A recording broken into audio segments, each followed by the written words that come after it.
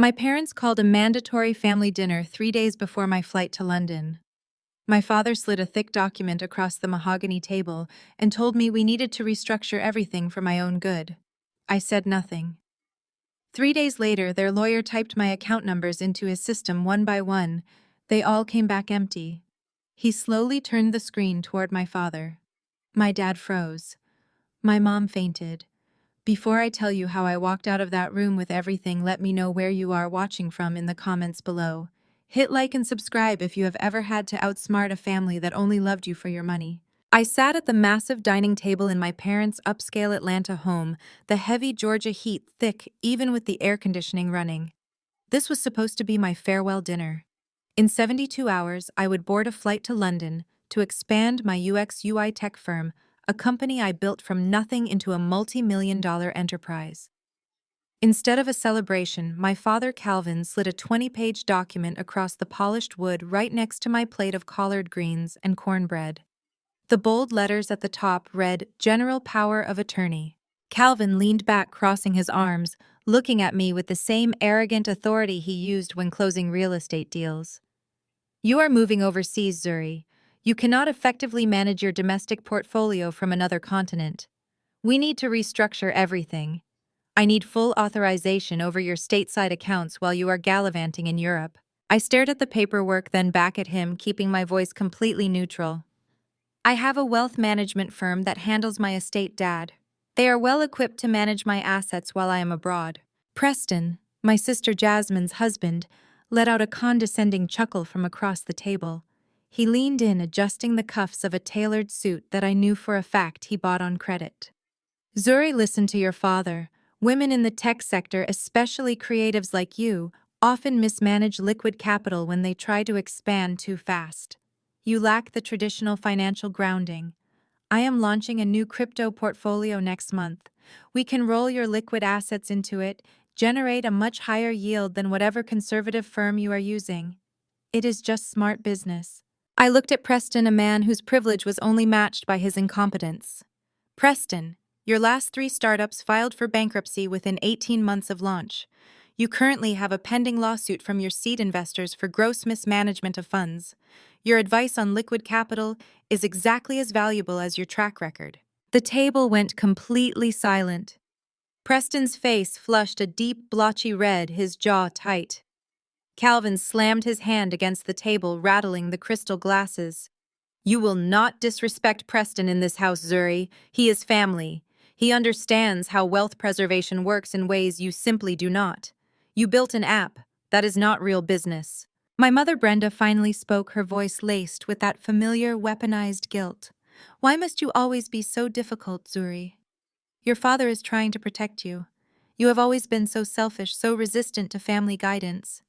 You think because you made some money on computers, you do not need us anymore. We raised you. You owe this family the respect of taking our counsel." I looked at Brenda, remembering the years of conditional love, the constant demands that I support Jasmine's endless string of failed ventures, like the boutique she opened 3 years ago. I refused to fund the down payment, knowing she had no business plan. Brenda called me a terrible sister then, too. Jasmine sat next to Preston, now picking at her food, offering a theatrical sigh, as if my independence was a personal attack on her well-being. "If this is a farewell dinner," I said, pushing my chair back slightly, "then I appreciate the meal. But my finances are not up for discussion, let alone restructuring." Calvin stood up, his voice rising, attempting to physically dominate the space. "You listen to me. I have contacts at the embassy. One phone call and I can have your work visa flagged. I can make sure your little London expansion never gets off the ground. You will sign these papers before you leave this house." He aggressively snatched the power of attorney document, lifting it to shove it closer to me. As he did, a separate paper underneath it caught my eye. It had been hidden beneath his folder, a stark white sheet with a bold red stamp at the top. "Notice of intent to foreclose." My heart skipped a beat, but I kept my face impassive. The pieces clicked into place with horrifying clarity. This was not about managing my money or Preston's non-existent crypto fund.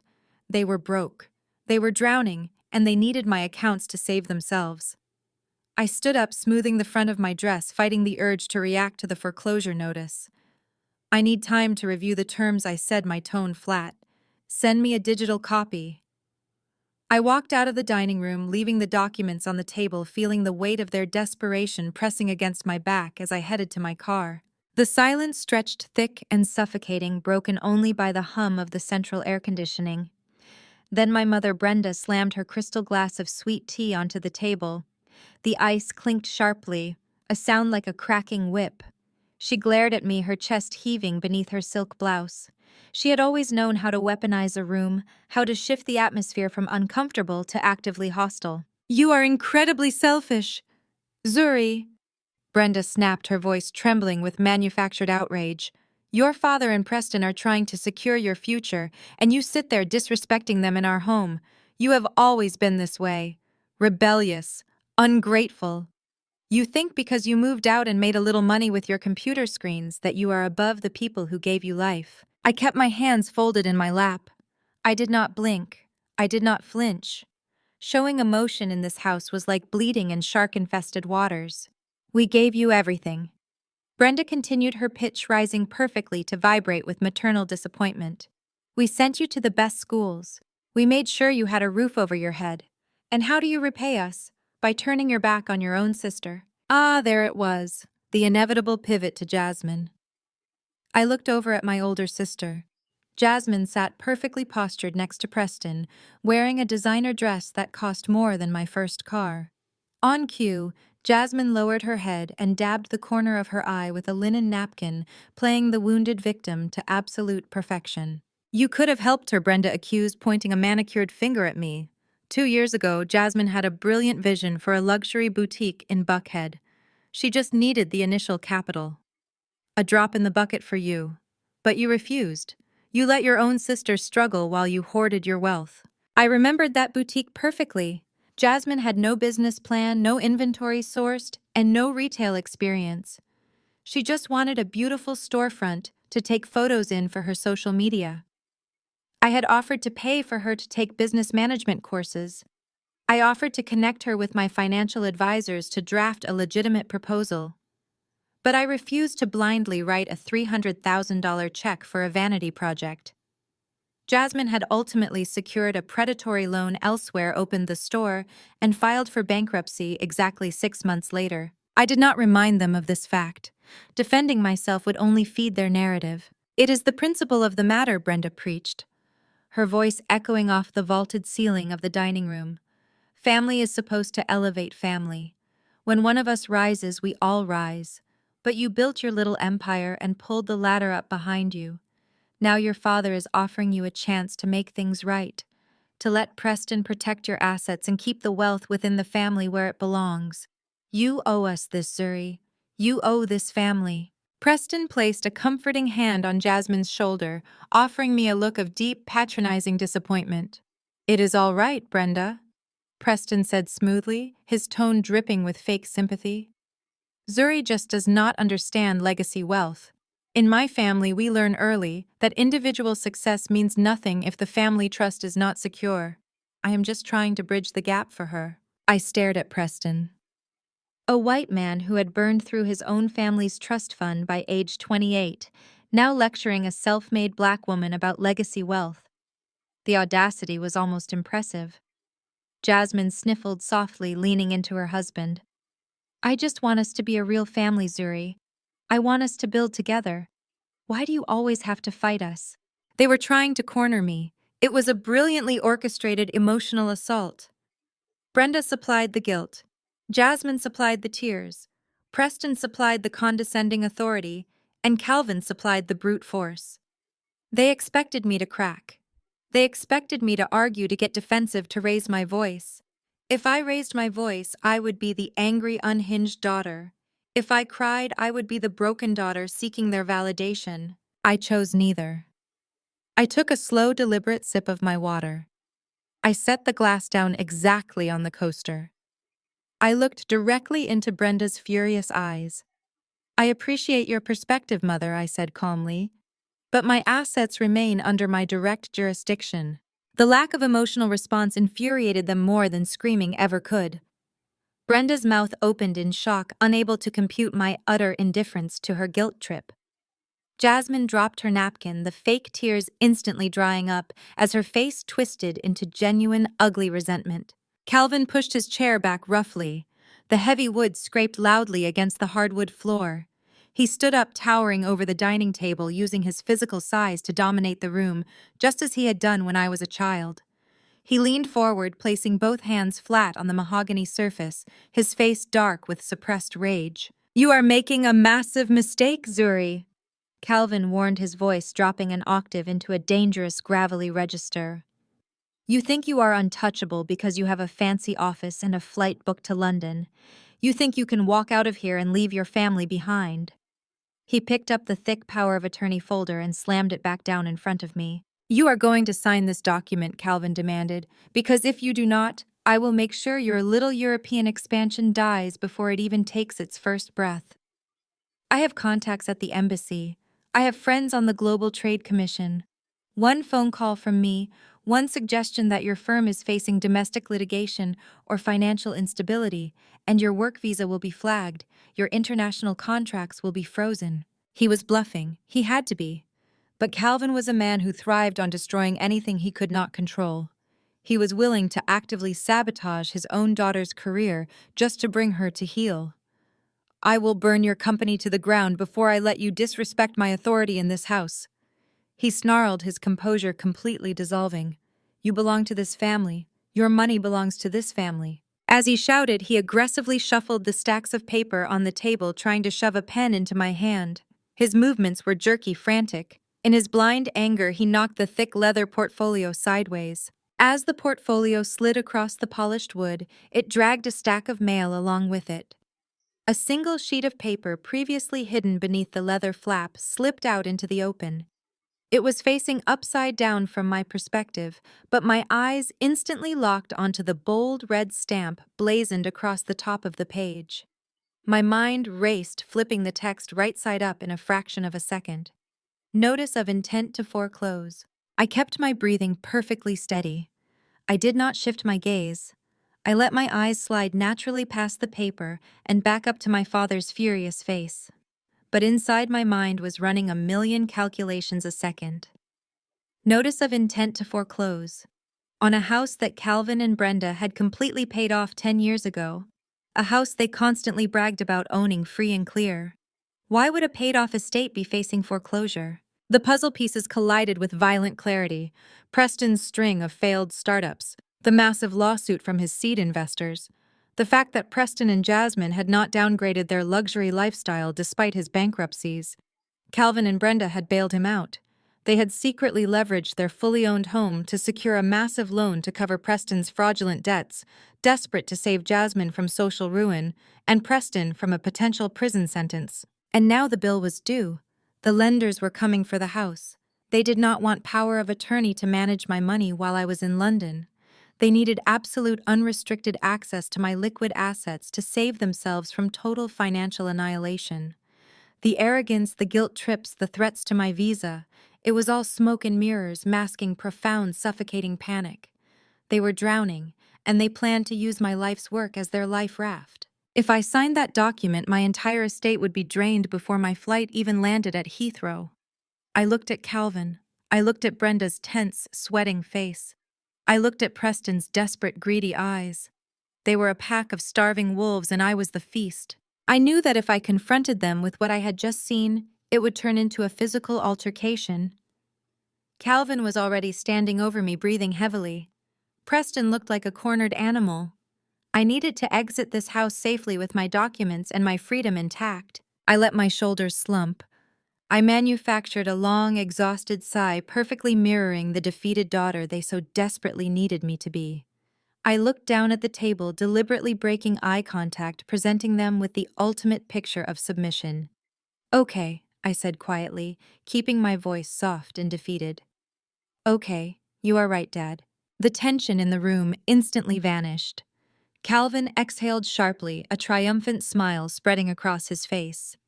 He sat back down, adjusting his collar. Brenda clasped her hands to her chest, whispering a quick prayer of thanks. Preston leaned back, the smug superiority returning to his features in an instant. "I just need time to read through the actual terms." I continued, my voice trembling just enough to be convincing. You know how meticulous I am with contracts. Send a digital copy to my secure server tonight. I will review it this weekend and we can sign it officially at the lawyer's office before I leave. Calvin nodded, completely buying the performance. That is my smart girl. See? Was that so hard? Just a little family cooperation. I stood up, smoothing the front of my dress. I picked up my purse and pushed my chair in. I will see you all later this week, I murmured. I walked out of the dining room, my steps slow and measured until I reached the heavy oak front door. I stepped out into the sweltering Atlanta heat, the heavy door clicking shut behind me. As I walked down the long paved driveway to my car, my posture straightened. The mask of defeat melted away, replaced by ice-cold, terrifying focus. They thought they had won. They thought they had successfully broken me. They had no idea they had just declared war on the wrong woman. I unlocked my car, slid into the driver's seat, and started the engine. The engine purred, a steady, powerful rhythm. I pulled out of the neighborhood, my mind already 10 steps ahead, preparing to execute the most flawless, devastating financial exit this family had ever seen.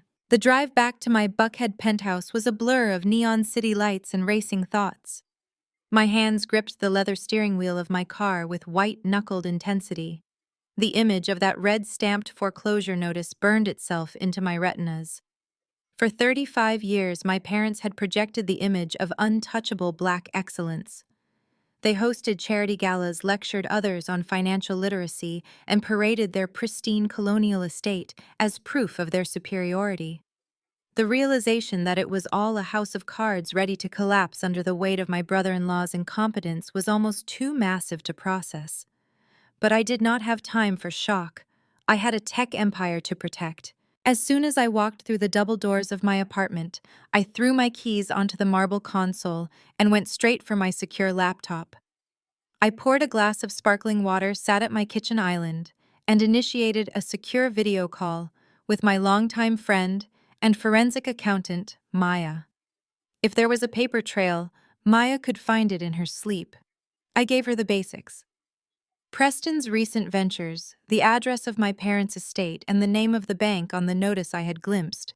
Within 3 hours, the polished facade of my family's wealth was entirely dismantled on my computer screen. Maya bypassed the basic public records and dug into the shell companies Preston used to fund his lavish lifestyle. The truth was staggering. Preston was not just a failed entrepreneur. He was a fraud drowning in a $2.5 million hole. He had launched a disastrous cryptocurrency scheme the previous year, promising exorbitant returns to private investors. When the token crashed and burned due to his gross mismanagement and outright embezzlement, those investors demanded their capital back. These were not venture capitalists who understood risk. These were predatory, unregulated lenders who did not take kindly to losing their money. The documents Maya pulled up showed a terrifying timeline. Preston was facing imminent criminal charges for wire fraud and civil lawsuits that would have destroyed him. To save him from prison, and more importantly, to save Jasmine from the social humiliation of being married to a broke convicted felon, my parents had stepped in.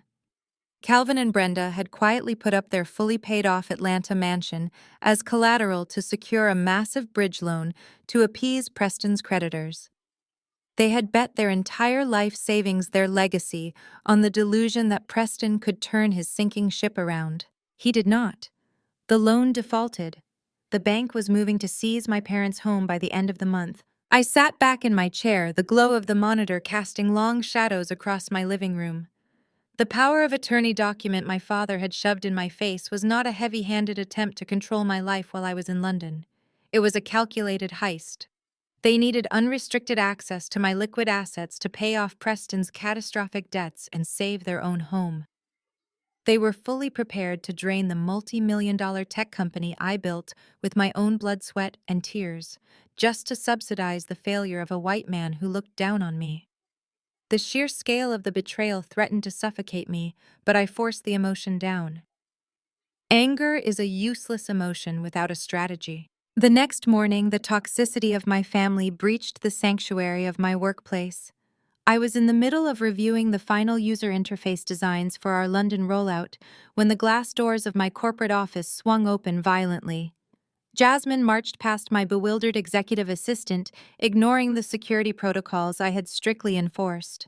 She looked entirely out of place in my sleek, modern tech firm, wearing a designer tweed suit and carrying a handbag that I now knew was financed by our parents' impending ruin. "Zuri, we need to talk right now," Jasmine demanded, her voice carrying through the open floor plan.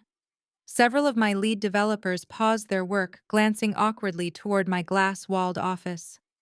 I calmly stood up, walked over, and closed the office door to muffle the sound, gesturing for her to sit. She refused, preferring to pace the floor like a caged bird. "You are incredibly selfish," Jasmine hissed, dropping all pretense of sisterly affection. "Dad was up all night pacing the floor. His blood pressure is dangerously high, and you are the one doing this to him. He just wants to help manage your transition overseas, and you have to turn it into a power struggle. You are literally killing him with your stubbornness." I watched her perform. She deployed every manipulative tactic in Brenda's extensive playbook. She weaponized his health, shifted the blame, and painted herself as the concerned, dutiful daughter. If I had not seen those financial documents the night before, I might have felt a twinge of guilt. I might have believed she was genuinely worried about our father's heart. But looking at her now, knowing she was entirely complicit in trying to steal my wealth to fund her fraudulent husband, I felt nothing but ice-cold clarity. "You just need to sign the papers," Zuri Jasmine pleaded, her tone shifting seamlessly from angry to desperate. "It is just signatures. Why do you always have to make everything so difficult? Why do you always have to prove you are smarter than everyone else? Just let Dad handle the domestic accounts so we can be a normal family for once." If I threw her out of my office, they would panic. If I confronted her with the truth about Preston's debts, they would accelerate their timeline, perhaps attempting to freeze my assets through a frivolous legal injunction before my flight. I needed them completely complacent. I needed them to believe they had won. I let my shoulders slump forward, releasing a heavy, ragged sigh. I rubbed my temples, mirroring the absolute exhaustion of a daughter who simply could not fight the family patriarch anymore. I looked up at Jasmine, my eyes wide and intentionally defeated. "I do not want Dad to get sick," I said quietly, making my voice tremble just a fraction. "I am just stressed about the move, Jasmine. You know how overwhelmed I get." Jasmine paused, sensing the shift in my demeanor. The frantic energy left her body, instantly replaced by a smug, victorious radiance. "I will sign the documents." I continued, looking down at my desk in mock surrender. "Tell Dad I will meet you all at the family lawyer's office on Friday morning. I fly out Friday night. We can handle it then." Jasmine let out a sharp breath of relief, a triumphant smile blooming across her perfectly manicured face. "See? Was that so hard, Zuri? We just want what is best for you. I will tell Dad to set the appointment for 10 in the morning. Do not be late." She turned on her heel and marched out of my office, practically floating on air. She was completely unaware that she had just walked directly into a steel trap. I waited exactly 60 seconds. I watched through the glass walls as she entered the elevator and the doors slid shut. The moment she was gone from the building, I locked my office door. I walked over to my private safe, retrieved my secondary encrypted phone, and dialed a secure international line. The line connected on the second ring. Elias, my lead attorney in London, answered with his usual crisp professionalism. "Elias." I said, my voice steady, stripped of all the manufactured weakness I had just displayed for my sister. "The timeline has accelerated. I need you to initiate the zero account protocol immediately. Liquidate the domestic startup equity transfer, all stateside real estate holdings, into the International Blind Trust, and scrub the domestic routing connections. Move everything into the impenetrable London accounts by Thursday night. Leave them absolute dust." The morning sun hit the floor-to-ceiling windows of my corporate headquarters in Midtown Atlanta. The space was a testament to everything I had built with my own hands. My team of 50 developers and designers hummed with focused energy, mapping out the final user interface patches for our upcoming London expansion. I stood by the glass wall of my corner office, sipping black coffee, letting the adrenaline of last night's discovery settle into cold, calculated focus. Preston and my parents were trying to steal my life's work. They were cornered animals, and cornered animals were unpredictable. I knew they would make a move, but I did not expect them to be reckless enough to bring their desperation into my professional sanctuary. The heavy glass doors of the main reception area swung open with a violent force that shattered the quiet focus of the morning.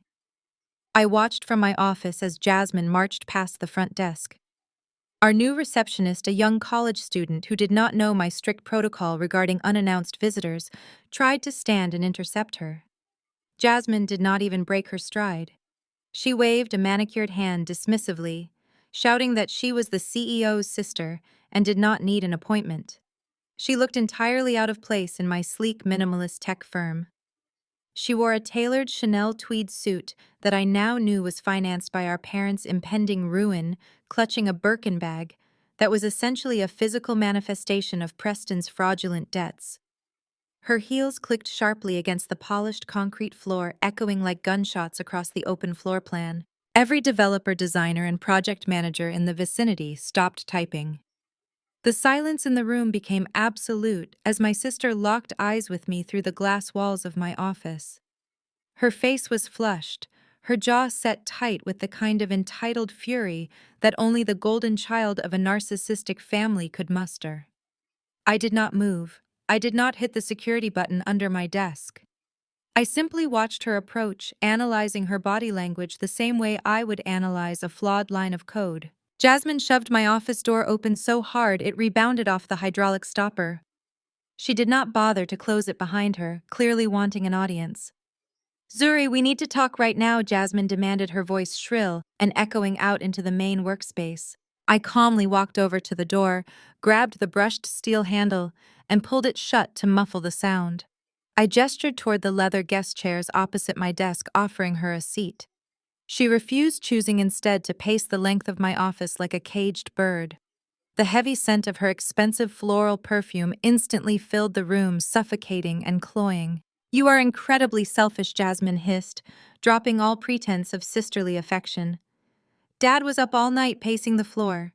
His blood pressure is dangerously high, and you are the one doing this to him. He just wants to help manage your transition overseas, and you have to turn it into a massive power struggle. You are literally killing him with your stubbornness." I watched her perform. She was channeling our mother, perfectly deploying every manipulative tactic Brenda had perfected over 30 decades. She weaponized our father's health, shifted the blame onto me, and painted herself as the concerned, dutiful daughter who was just trying to keep the family together. If I had not seen those financial documents the night before, if I had not spent hours watching my forensic accountant map out Preston's massive crypto fraud, I might have felt a twinge of guilt. I might have believed she was genuinely worried about our father having a stroke. But looking at her now, knowing she was entirely complicit in a scheme to steal my wealth to fund her husband's criminal incompetence, I felt nothing but ice-cold clarity. "Are you even listening to me?" Jasmine shouted, stopping her pacing to glare at me. "Mom is crying herself to sleep. Dad is making himself sick with worry. And you are standing there looking at me like I'm crazy. You have always been like this. Cold, unfeeling. You only care about yourself and your stupid computer programs." I kept my hands relaxed at my sides. I controlled my breathing, keeping it slow and even. I knew exactly what she wanted. She wanted a reaction. She wanted me to yell back, to defend my business, to tell her to get out.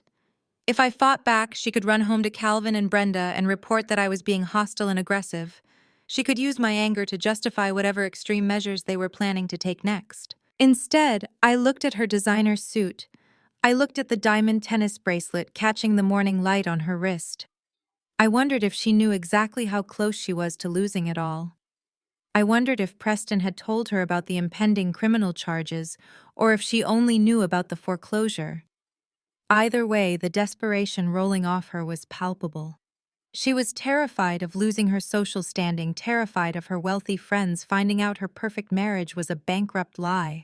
"You just need to sign the papers," Zuri Jasmine pleaded, her tone shifting seamlessly from angry accusation to desperate begging. "It is just signatures. Why do you always have to make everything so difficult? Why do you always have to prove you are smarter than everyone else? Just let Dad handle the domestic accounts so we can be a normal family for once. I analyzed the board. If I threw her out of my office, they would panic. A panicked enemy is dangerous. If I confronted her with the truth about Preston's debts right now, they would accelerate their timeline. Calvin might attempt to freeze my assets through a frivolous legal injunction before my flight, claiming I was mentally unfit, or tying up my business accounts in probate court. I could not risk my company's capital being locked down domestically while I was trying to establish our European headquarters. I needed them completely complacent.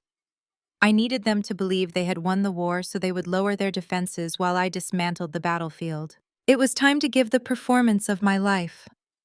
I let my shoulders slump forward, releasing a heavy, ragged sigh. I rubbed my temples, mirroring the absolute exhaustion of a daughter who simply could not fight the family patriarch anymore. I let my defensive posture crumble, presenting them with the ultimate picture of submission. I looked up at Jasmine, making my eyes wide and intentionally defeated. "I do not want Dad to get sick," I said quietly, making my voice tremble just a fraction to sell the lie. "I am just so stressed about the move, Jasmine. You know how overwhelmed I get with big changes?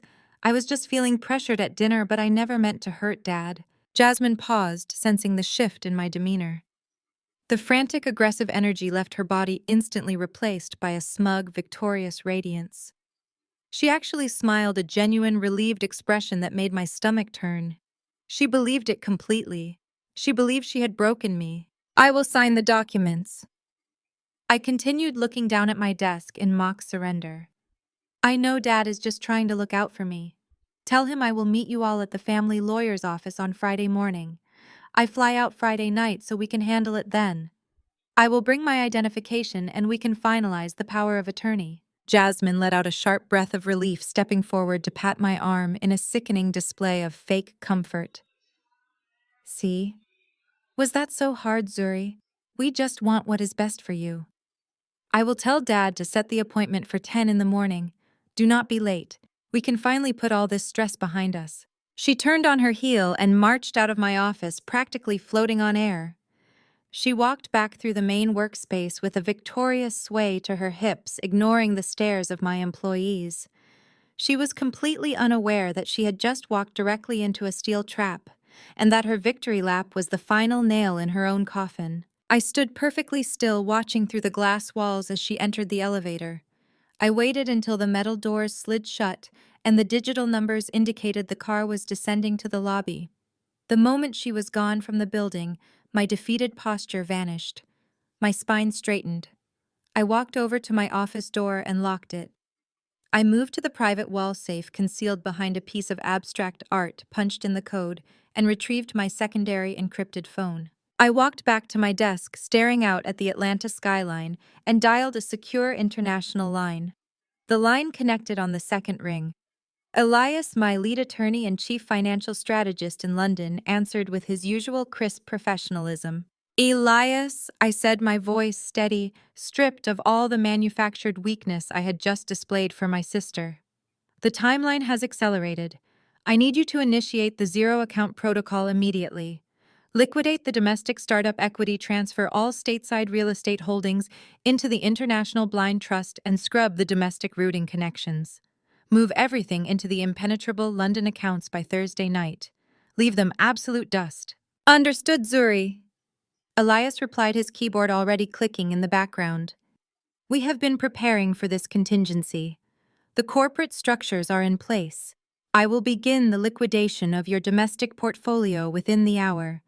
By the time they try to access your routing numbers on Friday, there will be nothing left but echoes. Make sure the transfers are staggered to avoid triggering any immediate domestic alerts," I instructed, pulling up my own terminal to authorize the release codes. "I want the shell corporations we set up in the Cayman Islands to act as the intermediary holding accounts before the final push to London. If my father tries to use his banking connections to track the money, I want him hitting a solid brick wall in the Caribbean." "Consider it done," Elias assured me. "Are you safe? Do you need me to expedite your flight?" "I am perfectly safe," I replied, a cold smile touching my lips. "They think they have me on a leash. Let them enjoy the delusion for a few more days. Just ensure the financial extraction is flawless. I ended the call and placed the encrypted phone back in the safe. I walked out into the main workspace. My team was tense, clearly shaken by Jasmine's dramatic intrusion. I clapped my hands once loudly, drawing their attention. "Listen up, everyone," I announced, projecting absolute confidence. "We have a hard deadline for the London rollout. Whatever distractions happen outside these walls, do not cross into our code. We are building the future here. Let us get back to work." The tension broke. Keyboards started clattering again. The hum of productivity returned to the room. I walked back into my office and sat at my desk. For 35 years, I had allowed my family to define my worth. I had allowed my father to belittle my ambitions, my mother to guilt me into submission, and my sister to treat me like a disposable resource. I had played the good daughter, the reliable scapegoat, the quiet bankroll. That version of Zuri Wilson died today. On Friday morning, I was going to walk into that law office and give them exactly what they asked for.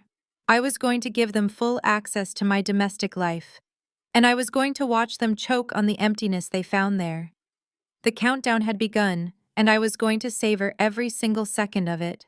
The morning sun poured through the floor-to-ceiling windows of my corporate headquarters in Midtown Atlanta. The space was a testament to everything I had built with my own hands. My team of 50 developers and designers hummed with focused energy, mapping out the final user interface patches for our upcoming London expansion.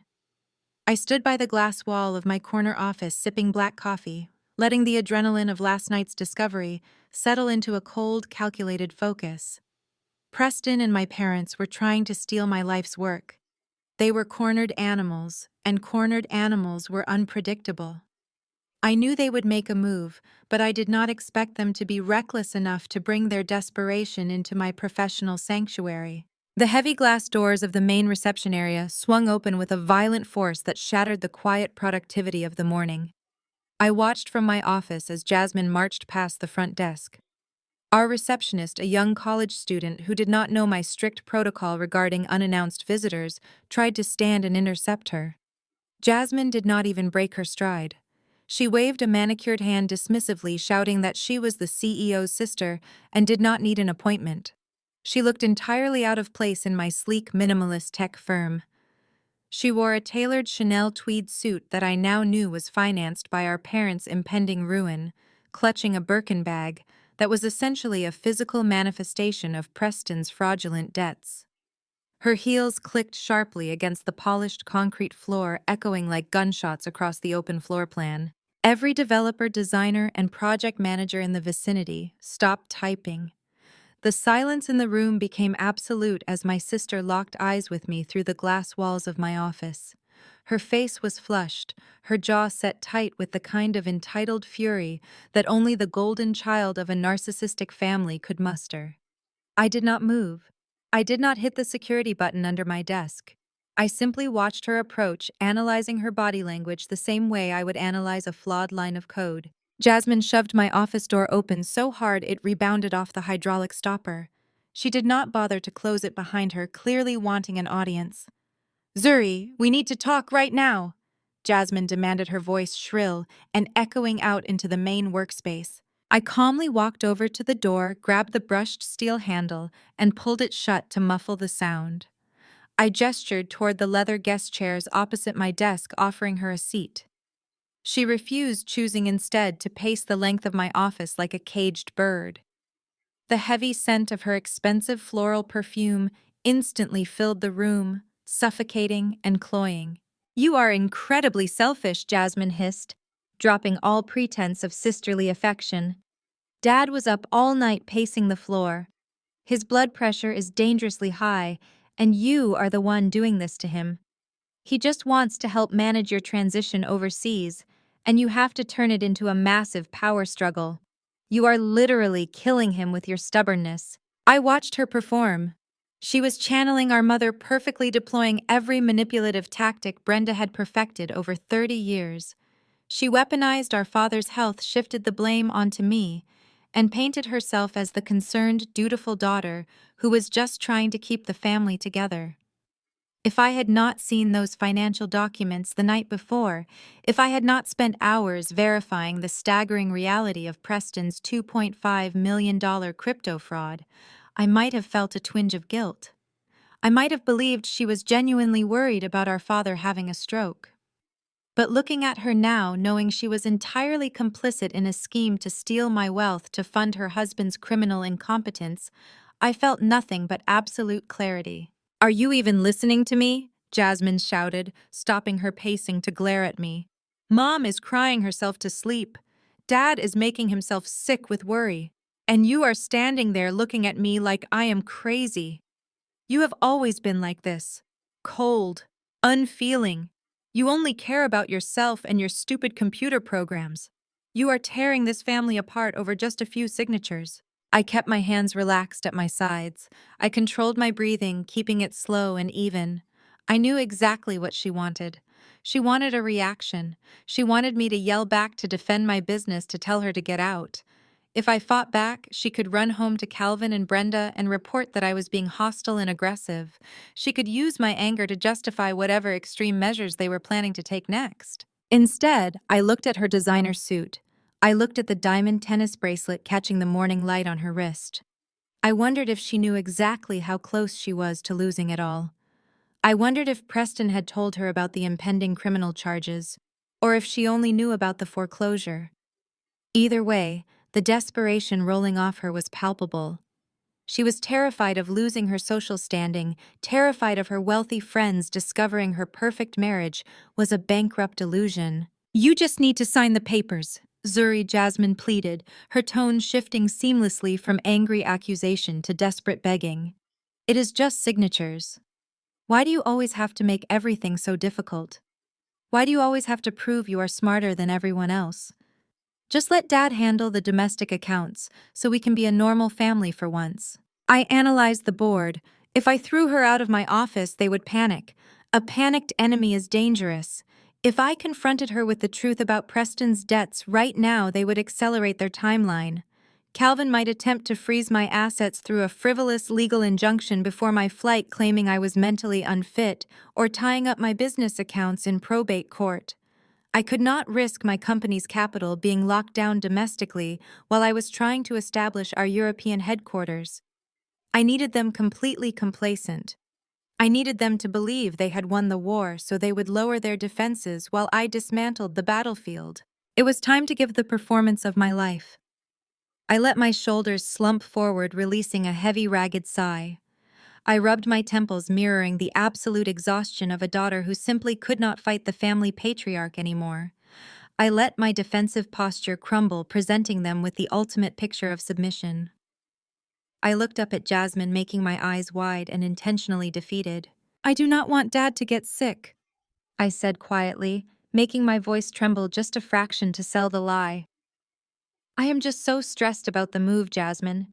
You know how overwhelmed I get with big changes. I was just feeling pressured at dinner, but I never meant to hurt Dad." Jasmine paused, sensing the shift in my demeanor. The frantic, aggressive energy left her body, instantly replaced by a smug, victorious radiance. She actually smiled, a genuine, relieved expression that made my stomach turn. She believed it completely. She believed she had broken me. "I will sign the documents." I continued, looking down at my desk in mock surrender. "I know Dad is just trying to look out for me. Tell him I will meet you all at the family lawyer's office on Friday morning.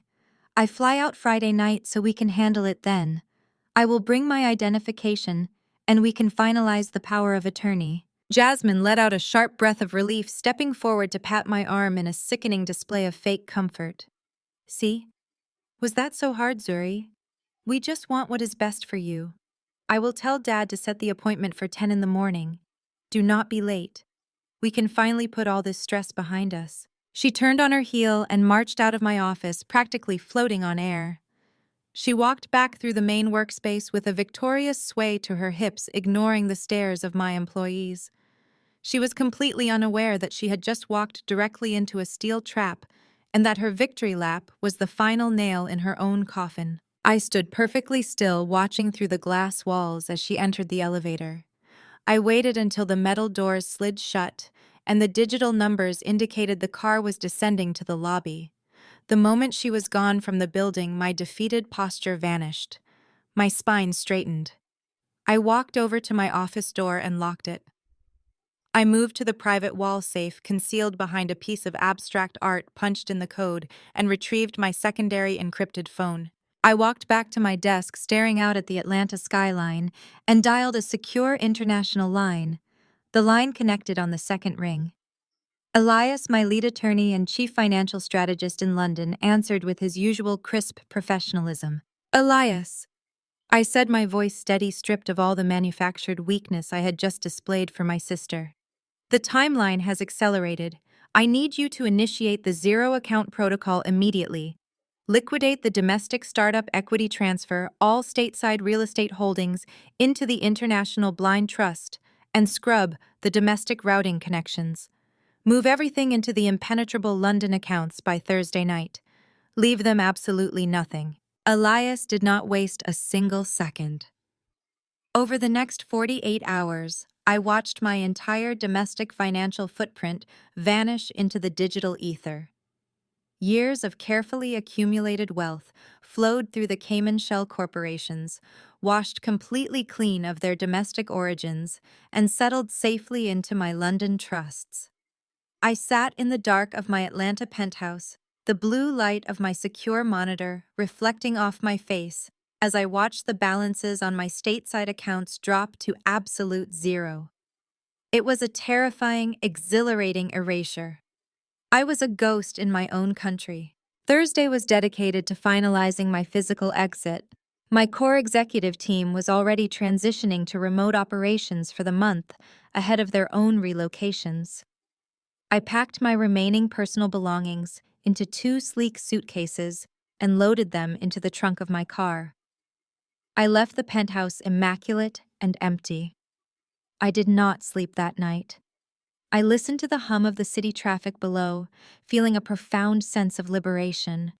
The heavy chains of family obligation that had bound me for 35 years were finally severed. Friday morning arrived with thick, suffocating Georgia humidity. At exactly 9:45, I pulled into the underground parking garage of Sterling and Vance, my father's longtime legal counsel. I stepped out of the elevator and into the opulent reception area. The space smelled of expensive leather, lemon polish, and old money. I was not wearing the casual, unassuming clothes I usually wore around my family to make them feel comfortable. I wore a razor-sharp tailored crimson suit, the color of absolute power, the color of a warning. Mr. Sterling's legal assistant guided me into the primary conference room. The heavy mahogany doors swung open to reveal the wolves waiting for their feast. Calvin sat at the head of the massive glass table, projecting the aura of a victorious king. Brenda sat to his right, sipping coffee from a porcelain cup, looking more relaxed than she had in months. Jasmine and Preston sat opposite them. Preston was practically vibrating with barely contained greed, a smug, self-satisfied smirk plastered across his face. Mr. Sterling, a balding man with wire-rimmed glasses, sat at the far end with his laptop open and a stack of freshly printed documents ready. "You made the right choice, Zuri," Calvin said, his voice dripping with patronizing approval as I walked in. He did not stand to greet me. None of them did. Family protects family. You will see that this is for the best. I took the only remaining empty chair at the table. I placed my leather portfolio gently in front of me and folded my hands.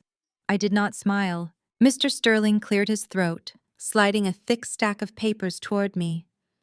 "We have drafted the comprehensive power of attorney exactly as Calvin requested. This grants your father full, irrevocable authorization to manage, transfer, or liquidate any assets held in your domestic portfolio. Once you sign the final page, I will immediately execute a wire transfer to consolidate your primary liquid capital into your father's master account." Consolidate, I repeated, letting the word hang in the quiet room. "Is that what we are calling it today? I thought the legal term was a bailout." Preston's smirk faltered. Jasmine sat up straighter, her eyes narrowing. "What are you talking about, Zuri?" she snapped. "Just sign the papers so we can go." I opened my leather portfolio. I pulled out a single high-resolution color copy of the document I had seen hidden on Calvin's dining table. I slid it across the glass surface. It stopped perfectly in the center of the table. Notice of intent to foreclose. I read aloud, my voice echoing off the glass walls. I saw your mail, Dad. You are losing the house in less than 14 days. Brenda gasped, her hand flying to her mouth. Her porcelain cup rattled against its saucer. Calvin's face instantly drained of color, his authoritative posture collapsing into rigid panic. I reached into my portfolio and pulled out a second stack of papers, the forensic accounting report Maya had compiled. I tossed it onto the table. It landed with a heavy thud. And I know exactly why you are losing it. I continued, my gaze locking onto Preston. You did not just fail at another startup, Preston. You ran a fraudulent cryptocurrency scheme. You stole $2.5 million from unregulated predatory lenders, and they are threatening to put you in a federal penitentiary. Preston jumped out of his chair, his face flushing a violent shade of red. You hacked my private information. That is illegal. I will sue you for everything you have. Public records and incredibly sloppy digital trails. Preston, I replied, my tone ice cold. You leave a financial footprint like a toddler covered in paint. Calvin slammed his fist onto the glass table, rattling every coffee cup in the room. Enough! He roared, his voice cracking with desperation. This is exactly why we need the money, Zuri. We are on the brink of total ruin. If Preston goes to prison, Jasmine's life is destroyed. Our social standing is obliterated. We leveraged the house to buy them time, and the lenders are calling in the debt. We need your capital to clear the slate. You leveraged your entire life to save a fraud, I said, staring at the man who had demanded perfection from me my entire life. You expected me to drain the company I built from nothing, to sacrifice my employees, my future, and my security just to subsidize his criminal incompetence. We are your family! Brenda cried out, tears streaming down her face. We gave you life. You owe us. You have millions of dollars sitting in bank accounts doing nothing. You can make more money. We are about to lose our home. You protect Jasmine, I said softly, the absolute truth of the statement ringing in the air. You always have. But you sacrifice me. Mr. Sterling shifted uncomfortably in his chair, adjusting his glasses. Calvin, he interrupted nervously, if there is a dispute regarding the intent of these funds, or if there is coercion involved, I cannot legally execute this transfer. There is no dispute, Calvin shouted, pointing a trembling finger at me. She is signing that paper right now. If she walks out that door, she is dead to this family. I will completely disown her. I looked at the pen resting on top of the legal document. I looked at the 4 people who had systematically tried to break my spirit and steal my future. You want my domestic accounts, I asked, picking up the heavy silver pen. You want total authorization over every single cent I hold in the United States of America. Yes. Calvin breathed, his chest heaving with desperate anticipation. All right, I said. I clicked the pen. I pressed the tip to the paper. With smooth, practiced strokes, I signed my full legal name on the dotted line. The room froze.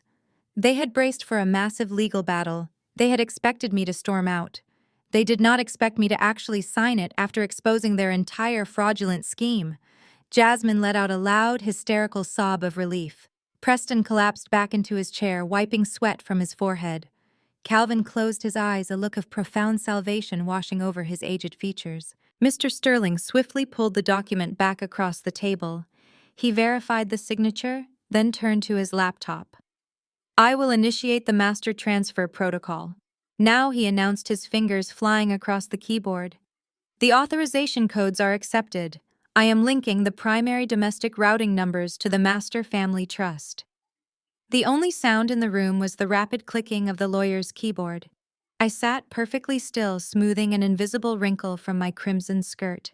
Mr. Sterling stopped typing. He frowned, leaning closer to his monitor. He tapped the escape key and re-entered a sequence of numbers. Is there a problem? Sterling, Calvin demanded, the panic instantly returning to his voice. The routing numbers. Mr. Sterling said, his voice dropping to a confused whisper. They are returning a fatal error code. The primary accounts are closed. Try the secondary corporate holdings, Preston snapped, leaning over the table. She hides her money in the business accounts. Try those.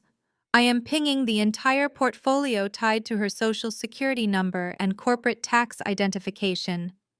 Mr. Sterling replied, a bead of sweat tracing down his temple. Calvin, there is nothing here. Every single domestic account is closed. There is a zero balance across the entire board. Calvin slowly turned his head to look at me. The realization hit him with the devastating force of a physical blow. The color drained entirely from his face, leaving him looking hollow and broken. "Where is it?" Jasmine shrieked, jumping to her feet. "Where is the money, Zuri?" I stood up. I picked up my empty leather portfolio. I looked at my father, my mother, my sister, and the fraud she married, the Saio. I told you my wealth was not up for discussion. I said, my voice carrying the quiet, absolute authority of a woman who had just won the war. The money is in London, and so am I. I turned and walked out of the conference room, leaving them to drown in the absolute silence of their own ruin. Wednesday evening blanketed Atlanta in a stifling, humid heat, but inside the pristine, empty shell of my penthouse, the air conditioning hummed with a frigid chill. I sat on my only remaining piece of furniture, a white leather sofa scheduled for pickup the next morning, and opened the Instagram app on my personal phone. I had spent the last 48 hours executing a flawless financial vanishing act. Now I wanted to see how the wolves were passing the time while they waited for their meal. I tapped on Preston's profile. His story was glowing with a fresh update uploaded less than 20 minutes ago. The screen filled with the gleaming metallic curves of a brand new jet black Porsche 911 GT3. The camera panned up to show Preston leaning against the hood, a sickeningly smug grin plastered across his face.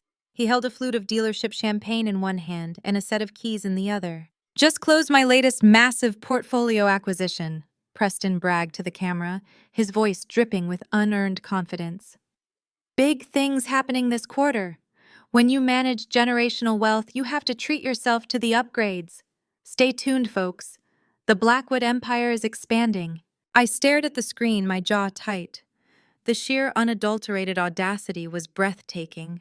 I knew exactly how he had managed to drive that $300,000 vehicle off the showroom floor. He had no cash. His credit was a smoking crater, but he had leverage, or at least the illusion of it. He had undoubtedly marched into that dealership and presented Calvin's impending power of attorney agreement as guaranteed incoming liquidity. He had likely shown them a fraudulent projection of his new role as the lead financial manager of my tech firm's domestic assets. He was buying luxury cars on the promise of the money he intended to steal from me in exactly 36 hours. I swiped to the next story. It was Jasmine. She was broadcasting live from the VIP lounge of a high-end travel agency in Buckhead. She panned her camera across glossy brochures of overwater bungalows in the Maldives and private villas in St. Bart's. "Securing our fall getaway," Jasmine cooed to her followers, flashing her diamond ring. "Preston has been working so incredibly hard on his new corporate restructuring project, and my father just secured a massive expansion for the family trust. It is time to celebrate our blessings.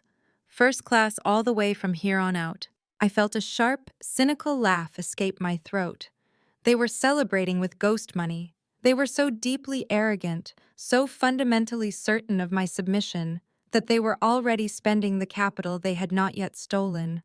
Every single swipe of their credit cards, every financing agreement they signed, was being built on the absolute conviction that Zuri would always roll over and write the check. My secondary encrypted phone buzzed on the glass coffee table. It was a message from Maya, my forensic accountant. I unlocked the screen and opened the secure file she had just transmitted. "You need to see this," Maya had typed. "He is doubling down." I opened the attachment. It was a digital copy of a short-term, high-interest bridge loan Preston had executed that very afternoon.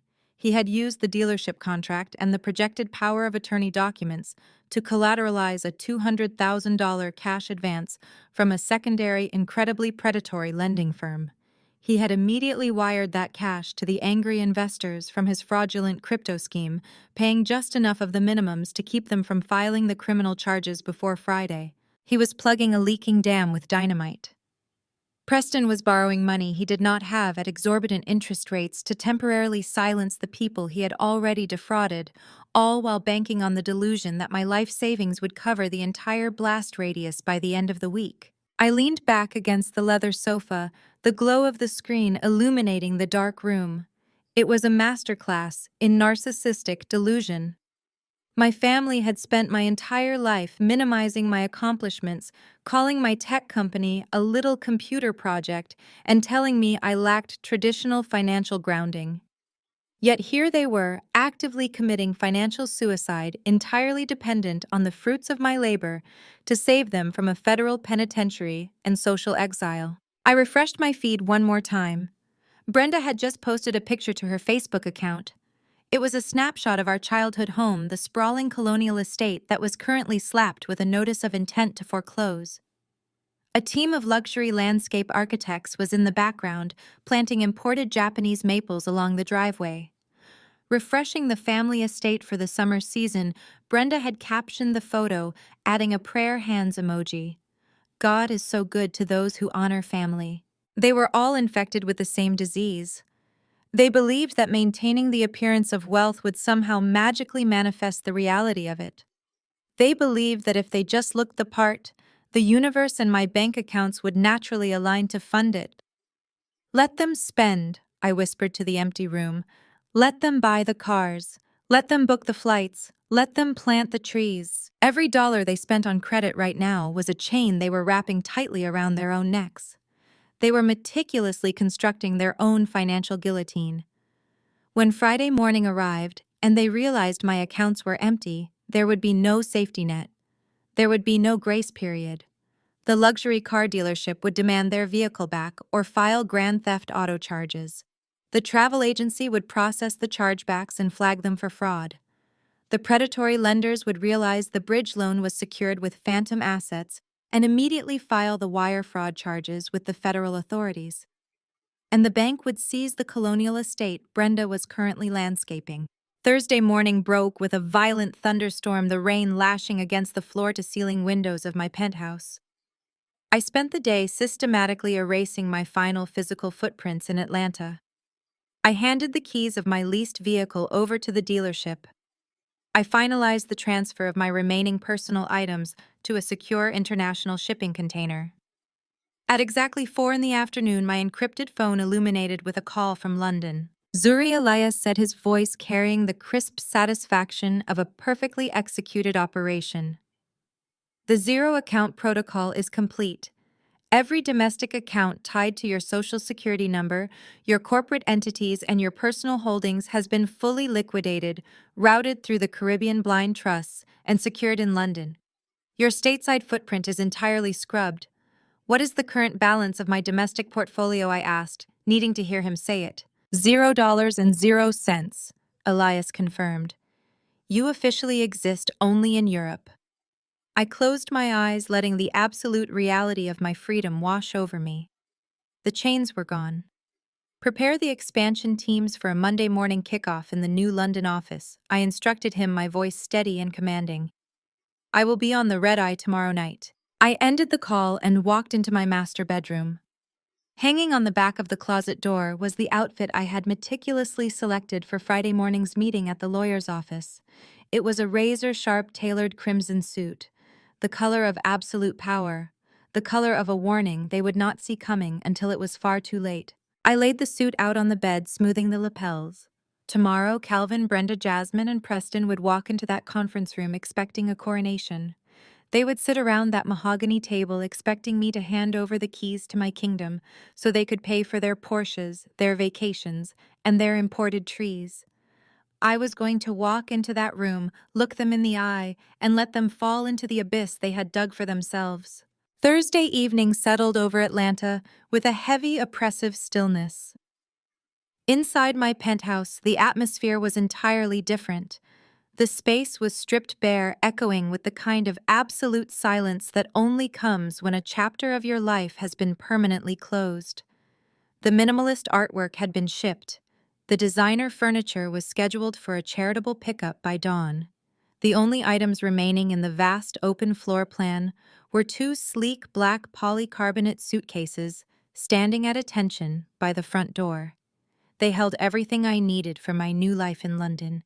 The rest was just collateral damage. I stood in the center of the empty living room, the city lights reflecting off the floor-to-ceiling glass, casting long, fractured shadows across the hardwood. My encrypted phone, the one tying me to Elias, and my newly secured offshore fortune was safely tucked away in my carry-on. My domestic phone, the tether to my past, rested on the kitchen island. At exactly 7:15, the screen illuminated. The sharp, jarring ringtone echoed through the empty penthouse. The caller ID flashed a single word: Mother. I did not move immediately. I let it ring 3 times, controlling my breathing, slipping seamlessly into the psychological armor I had worn for 35 years. I walked over to the island, picked up the device, and swiped to accept the call. Hello, Mother, I said, keeping my voice soft, flat, and perfectly submissive. Zuri, darling. Brenda's voice flowed through the speaker, thick and saccharine, dripping with an artificial warmth that made the hairs on my arms stand up. It was a staggering contrast to the venomous red-faced woman who had screamed at me from across the mahogany dining table just days prior. How are you feeling this evening, sweetheart? She cooed, her tone practically vibrating with manufactured maternal concern. Are you all packed for your trip? I walked slowly toward the front door, my footsteps echoing in the barren space. I am getting there, I replied softly. It is a lot to organize. I know it is. Brenda sighed, a sound of profound, performative empathy. That is exactly why I am calling. Your father and I were just talking about how much pressure you have been under lately. Building that little company of yours, handling all these international logistics by yourself. It is too much for one person to carry. I stopped in front of my suitcases. I let my hand rest on the cool, hard plastic shell of the larger bag. The sheer audacity of her narrative rewrite was a masterclass in gaslighting. She was completely erasing the extortion, the threats to my visa, and the screaming match, replacing it all with a fabricated story of loving parents stepping in to rescue their overwhelmed daughter. I am so incredibly glad you finally came to your senses on Sunday. Brenda continued, not waiting for my response. Her voice took on a gentle, preaching cadence, the exact tone she used when holding court at her country club luncheons. You have always been far too independent for your own good, Zuri. You push people away. You try to build walls and handle everything on your own, and it just leads to you burning out. It is a flaw, darling, but it is one we can fix together. I leaned my weight against the packed suitcases. The physical grounding of my escape route against my leg kept me tethered to reality, while my mother spun her delusions. I pictured her sitting in her pristine foreclosing living room, likely sipping an expensive glass of wine, entirely convinced she was reeling me back in.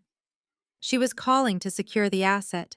She needed to ensure her cash cow had not gotten spooked before tomorrow morning's signing. I listened to her frame my independence, the very trait that had made me a multimillionaire, while her chosen son-in-law faced federal wire fraud charges as a sickness that needed curing. You do not have to fight the world alone anymore, Brenda murmured, her voice lowering into a register of intimate, fake reassurance.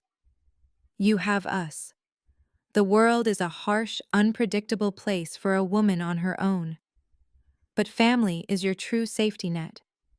When everything else falls apart, when the business gets too complicated, or the world gets too heavy, your family is the only thing that will catch you. I closed my eyes, a dead, absolute calm washing over my entire body.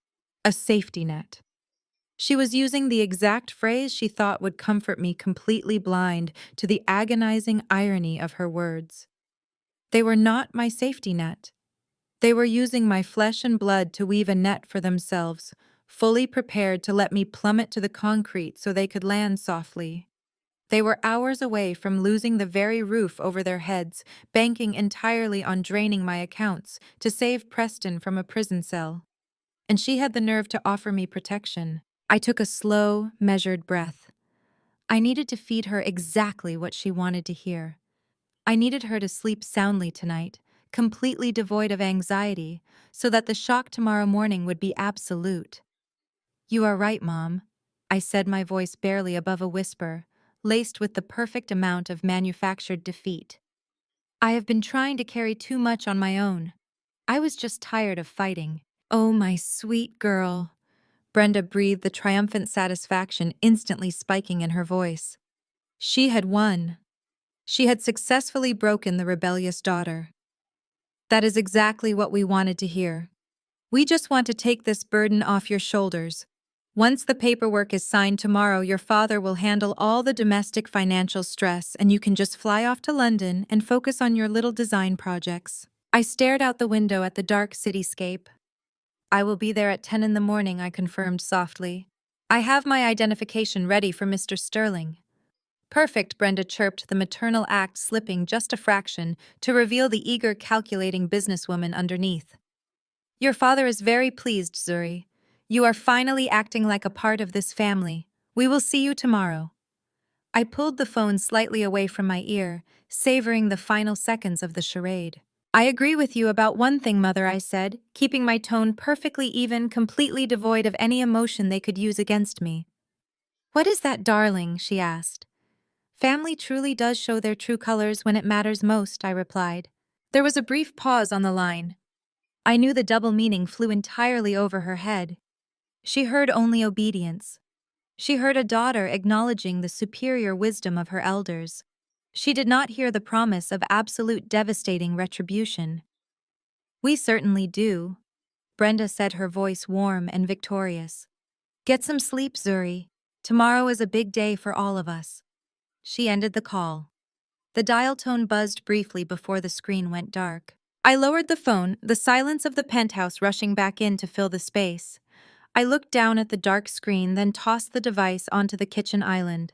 I would not need it anymore. Tomorrow, that phone would be disconnected, joining the rest of my domestic life in the graveyard of my past. I pushed off the suitcases and walked into the master bathroom. I splashed cold water on my face, staring at my reflection in the mirror. There were no tears. There was no lingering hesitation. Brenda's call had served its final purpose. It had eradicated any microscopic trace of guilt I might have harbored about leaving them to their ruin. They were not victims of circumstance. They were predators who had simply hunted the wrong prey. I turned off the bathroom light and walked into the bedroom. My crimson suit hung perfectly pressed on the closet door, waiting for the morning. I slipped under the covers of my temporary air mattress, the only bed left in the apartment.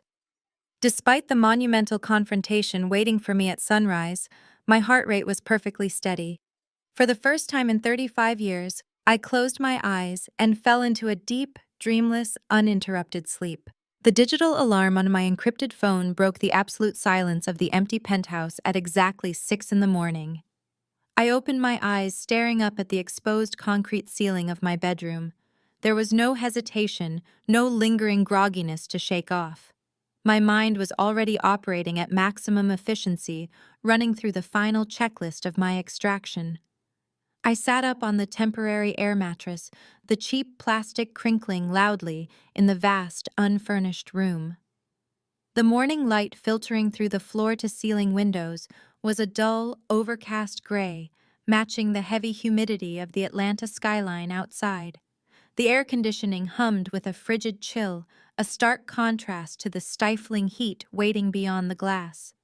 But inside my chest, I felt nothing but brilliant, blinding clarity.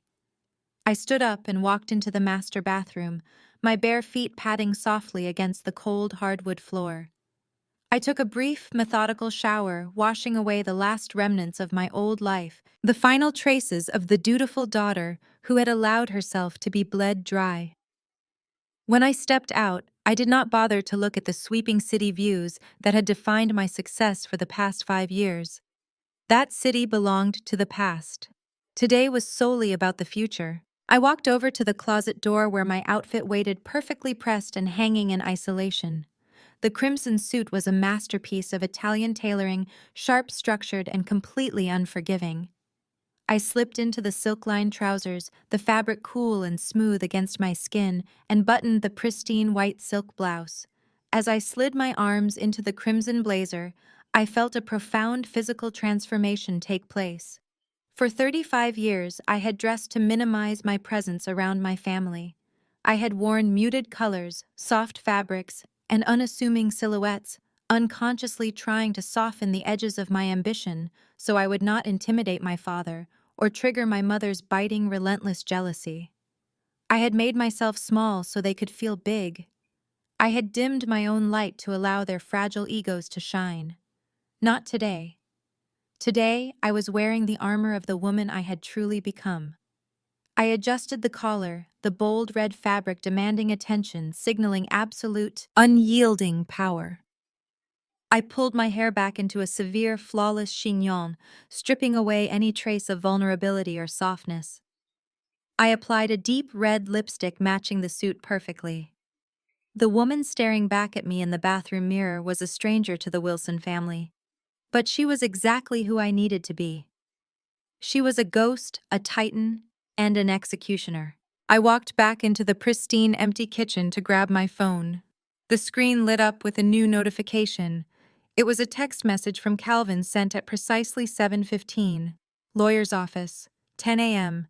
Do not embarrass us. I stared at the glowing letters on the screen, a genuine, terrifying smile curving my lips. The sheer arrogance of those 3 short sentences was almost poetic in its delusion. He was mere hours away from losing his home, drowning in his son-in-law's criminal debt, and entirely dependent on my capital to survive, yet he still felt entitled to issue commands. He still believed he was the untouchable patriarch, dictating terms to a disobedient subordinate child. He thought the meeting today was a formality, a simple administrative task where I would hand over my life's work to save his fragile ego and maintain their suburban facade. He had absolutely no idea that he was summoning his own destruction. I did not reply. Silence was the only answer he deserved. Instead, I set the phone face down on the court's counter and opened my secure laptop one final time. I bypassed the dual-factor authentication and logged directly into the encrypted portal Elias had established for me in London. The dashboard loaded instantly, displaying the architecture of my new financial reality. It was a beautiful, devastating sight. Every single dollar, every corporate share, every intellectual property patent, and every real estate deed had been systematically liquidated, scrubbed, and routed through a labyrinth of Caribbean holding companies before landing safely in the United Kingdom. I clicked through the confirmation protocols verifying each line item. The domestic accounts were entirely zeroed out, stripped to the bare studs. The international trusts were locked behind layers of British and international corporate law, impenetrable to American probate courts, frivolous civil injunctions, or familial demands. Calvin could scream until his lungs gave out, Preston could threaten legal action, and Brenda could cry her manufactured tears, but they could not touch a single cent. The international legal fortress was sealed. I authorized the final lockdown sequence permanently, severing any digital connection between my stateside identity and my offshore assets. I shut the laptop, the satisfying click echoing sharply in the empty kitchen. I moved to the living room where my black polycarbonate carry-on bag sat waiting by the front door. I meticulously arranged my remaining essentials inside the plush compartments. The secure laptop slid into its padded sleeve. A curated selection of vital corporate documents, the last physical remnants of my business transfer, went into the secure folder. I zipped the bag shut, the heavy metal teeth locking together with a sense of absolute finality. I reached into the interior pocket of my crimson blazer and felt the crisp, rigid edges of my passport. It was tucked safely against my chest, resting right next to my first-class boarding pass to Heathrow Airport for an evening flight. There was no return ticket. I was not just moving my business operations, I was extracting myself completely from the toxic ecosystem that had defined my entire existence. Everything I owned, everything that truly mattered, was either in this small suitcase or waiting for me across the Atlantic Ocean. I grabbed the telescoping handle of the carry-on and rolled it toward the front door. The wheels glided smoothly over the polished hardwood. I paused at the threshold, my hand resting on the brushed steel doorknob, and turned back to look at the penthouse one last time. It was entirely barren, stripped of the art, the designer furniture, and the warmth I had cultivated over the years. It looked like a luxury tomb. I felt no nostalgia, no lingering sadness, no hesitation. This space had been a testament to my hard work, but it had also been the stage for my family's relentless parasitic demands. It was here that Jasmine had demanded money to fund her extravagant lifestyle. It was here that Calvin had lectured me on my failure to be a proper submissive daughter. It was here that they had plotted to bleed me dry while smiling to my face. Leaving this empty shell behind felt like shedding a heavy, suffocating skin. I opened the heavy front door, stepped out into the quiet hallway, and let it pull shut behind me. The deadbolt engaged with a heavy metallic thud, locking the past away forever. I walked down the carpeted corridor to the elevator bank, pressed the call button, and waited. The polished steel doors slid open silently, and I stepped inside, pressing the button for the lobby. The descent was smooth and rapid, dropping me 30 floors down to the ground level in a matter of seconds. I walked through the grand lobby, my heels clicking sharply against the marble floors in a steady militant rhythm. My crimson suit drew the eyes of the early morning concierge staff, but I did not stop to acknowledge them. I pushed through the heavy revolving glass doors and stepped out into the thick, humid Atlanta morning air. The heat instantly wrapped around me, but I remained entirely unaffected. My hired black car was waiting at the curb, the driver standing at attention. He opened the rear door for me, taking my carry-on bag and securing it safely in the trunk. I slid into the cool leather interior of the back seat, adjusting the lapels of my blazer as the driver pulled away from the curb. We merged into the heavy morning traffic heading toward the financial district. I watched the city blur past the tinted windows, feeling the familiar adrenaline spike in my bloodstream. But this time it was not fueled by anxiety, guilt, or fear. It was fueled by absolute terrifying power. The bait had been swallowed, the trap was set. I was ready to deliver the final strike. I walk into the polished glass-walled conference room of the family law firm, the heavy mahogany doors closing behind me with a solid, echoing thud. The space is a monument to old money and legal intimidation. Floor-to-ceiling windows offer a panoramic view of the Atlanta skyline, but the atmosphere inside is suffocatingly dense. The air smells of lemon polish, aged leather, and expensive cologne. Calvin, Brenda, Jasmine, and Preston are already seated around the massive mahogany table. They have arranged themselves strategically. Calvin sits at the head of the table, occupying the largest leather chair, projecting the aura of a reigning monarch waiting for a rebellious subject to bend the knee. Brenda sits to his right, her hands folded neatly in her lap, wearing a pastel designer dress that practically screams maternal innocence. Jasmine and Preston sit on the opposite side, forming a unified wall of entitlement. Their smug, victorious expressions are sickening. They are not looking at a daughter or a sister. They are looking at a bank vault that has just been cracked wide open. Jasmine is idly checking her phone, tapping a fresh manicured fingernail against the screen, likely confirming another luxury reservation. She looks entirely unbothered, treating the surrender of my life's work as a minor inconvenience in her morning schedule. Preston is the opposite. He is tapping his fingers on the table in a rapid, erratic rhythm. He is practically vibrating with greed. His leg bounces restlessly under the mahogany table. I can see the faint sheen of sweat on his forehead. He needs this to happen right now. He needs my capital to cover the fraudulent bridge loans and the high-interest debts he secured to buy his new Porsche. He is a drowning man staring at a life raft, completely unaware that the raft is made of lead. The family lawyer, Arthur Sterling, sits at the far end of the table. He is an older gentleman, balding with wire-rimmed glasses perched on the end of his nose. He has represented my father's business interests for 30 years. He is entirely professional, polite, and completely unaware of the malicious internal family dynamics playing out in front of him. To Mr. Sterling, this is simply a routine financial restructuring. A wealthy family consolidating their domestic assets into a master trust for better tax management and generational wealth preservation. He has no idea he is facilitating an extortion plot to cover up a multi-million-dollar cryptocurrency fraud. "Good morning, Zuri," Mr. Sterling says, offering a warm, grandfatherly smile.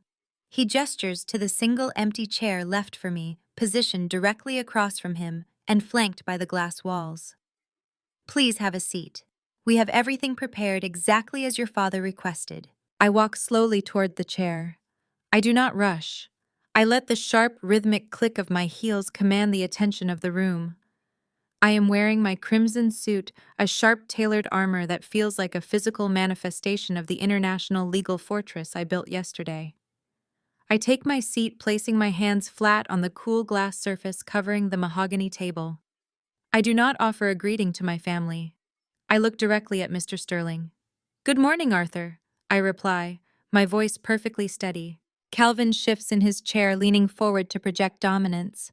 "I am glad you finally came to your senses, Zuri," he says, his voice adopting that familiar, patronizing baritone. He speaks to me as if I am a reckless teenager who has finally agreed to follow the house rules.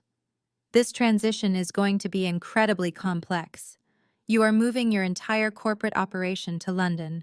You simply do not have the bandwidth to manage your domestic portfolio from another continent. Allowing me to step in as your primary fiduciary is the only logical business decision. Family protects family." I keep my expression entirely neutral. I look at him, seeing the desperate lies masking the absolute terror of his impending foreclosure. "You are right, Dad," I say softly, offering them the exact illusion of submission they crave. "I cannot manage the domestic portfolio anymore. It is too much of a burden." Brenda lets out a loud, theatrical sigh of relief. She reaches across the table, attempting to pat my hand, but I smoothly pull it back to adjust my blazer. "Oh, my sweet girl." Brenda coos, her eyes shining with fake tears. "We have been so worried about you. You have been running yourself into the ground with this company. It is time you let us take care of you. You can just fly to London tonight and focus on settling into your new flat. Your father and Preston will handle all the stressful banking details here." Preston nods eagerly, sitting up straighter. "Exactly, Zuri. We have a comprehensive investment strategy ready to go. The market is ripe for aggressive restructuring. We will put your dormant capital to work immediately." I stare at Preston. The sheer audacity of a man facing federal prison for wire fraud offering me investment advice is almost comedic. Aggressive restructuring. I repeat, tasting the words. "I am sure your strategies are incredibly aggressive, Preston." Jasmine rolls her eyes, tossing her phone onto the table. "Can we just get this over with?" she huffs. "We have celebratory lunch reservations at noon, and I need to stop by the jeweler beforehand. Just sign the papers, Zuri." Mr. Sterling clears his throat, reasserting his professional presence in the room. He slides a thick, meticulously bound stack of legal documents across the table. He places the final power of attorney documents squarely on the desk in front of me. "Before we proceed with the signatures, I am legally obligated to review the scope of these documents with you." Zuri Mr. Sterling begins adjusting his glasses. "This is a comprehensive and irrevocable power of attorney. By signing this, you are granting your father, Calvin Wilson, absolute authority over all of your stateside financial assets. This includes your personal checking and savings accounts, your domestic investment portfolios, the real estate deeds currently held under your name in the state of Georgia, and the domestic corporate holding accounts associated with your tech firm." Calvin waves a dismissive hand. "We went over this on the phone, Arthur. She understands what the document does. Let us move forward." I hold up a single finger, silencing my father. "Actually, Arthur," I say, my voice cutting through the tension like a blade, "I want to hear you say it clearly for the record. This document gives him the power to immediately liquidate and transfer everything I own in the United States. Is that correct?" Mr. Sterling looks slightly uncomfortable with the tension, but he nods. "Yes, Zuri. The moment you sign the final page, your father gains unrestricted access. He can wire funds, close accounts, and leverage assets without needing your secondary approval. It is an absolute transfer of domestic financial control." Preston lets out a sharp exhale, licking his lips. Jasmine checks her reflection in the glass wall. Calvin's eyes are locked onto the silver pen resting on top of the document stack. They are salivating.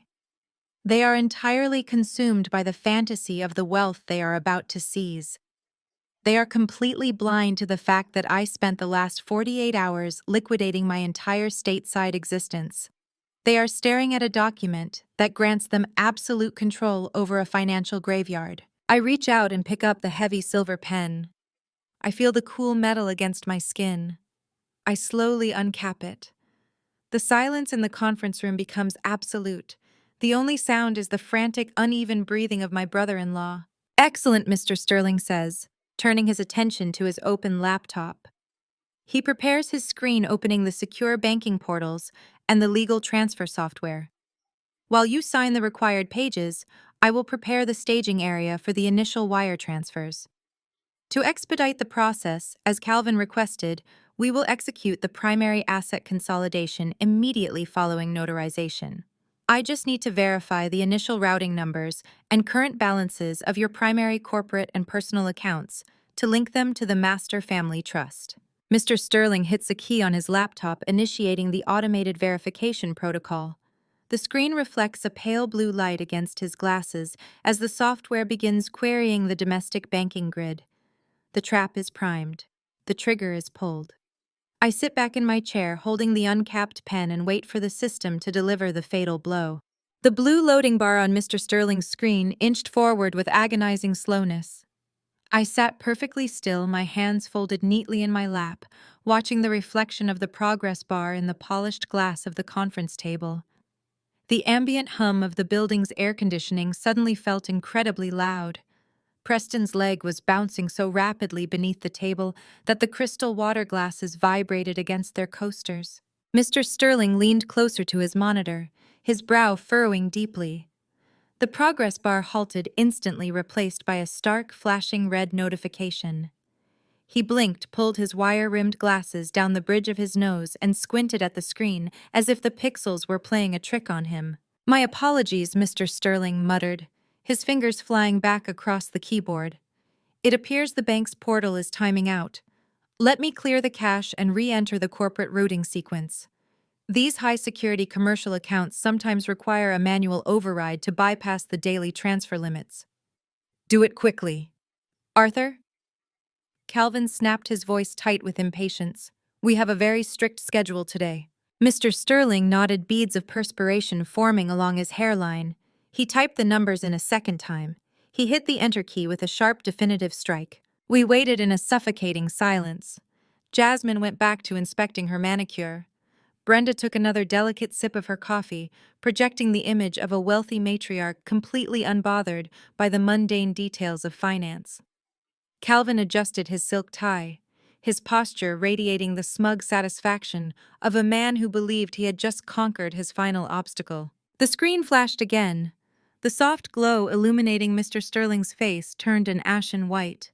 He stopped typing completely. His hands hovered over the keyboard, trembling slightly. "What is the holdup?" Preston demanded, his voice cracking with the strain of his mounting panic.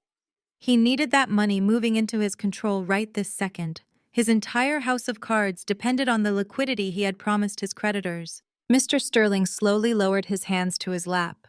He swallowed hard, his Adam's apple bobbing visibly above his starched collar. He looked at Calvin, then at me, an expression of profound confusion and professional terror etched across his features. "Calvin," Mr. Sterling said, his voice dropping to a harsh, bewildered whisper. "There seems to be an error with the domestic reserves." "What kind of error?" Calvin barked, leaning forward over the table. "Is there a fraud hold on her accounts? Just call the bank manager and authorize the release. I have the power of attorney right here." "There is no fraud hold," Calvin the lawyer replied, his voice barely holding steady. "The accounts are completely active. They are just empty." Preston let out a derisive barking laugh. "Empty? That is impossible. She has a primary venture capital holding account and a secondary personal wealth management fund. Try the other routing number, Sterling. You are typing it in wrong." I queried her entire social security number and corporate tax identification profile. Mr. Sterling said slowly, grasping the sides of his heavy laptop. He swiveled the machine around on its base and pushed it across the smooth glass surface toward my father. Calvin grabbed the edges of the laptop and yanked it closer. His eyes darted rapidly across the screen, scanning the rows of financial data. I watched his face as his reality fractured and disintegrated into dust.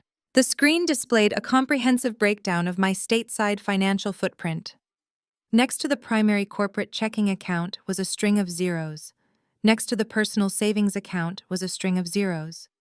Next to the domestic investment portfolio, the mutual funds and the real estate escrow accounts were nothing but zeros.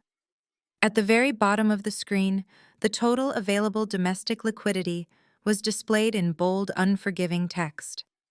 $15.50. I had intentionally left exactly $15.50 in the primary checking account to prevent an automatic closure alert from triggering prematurely.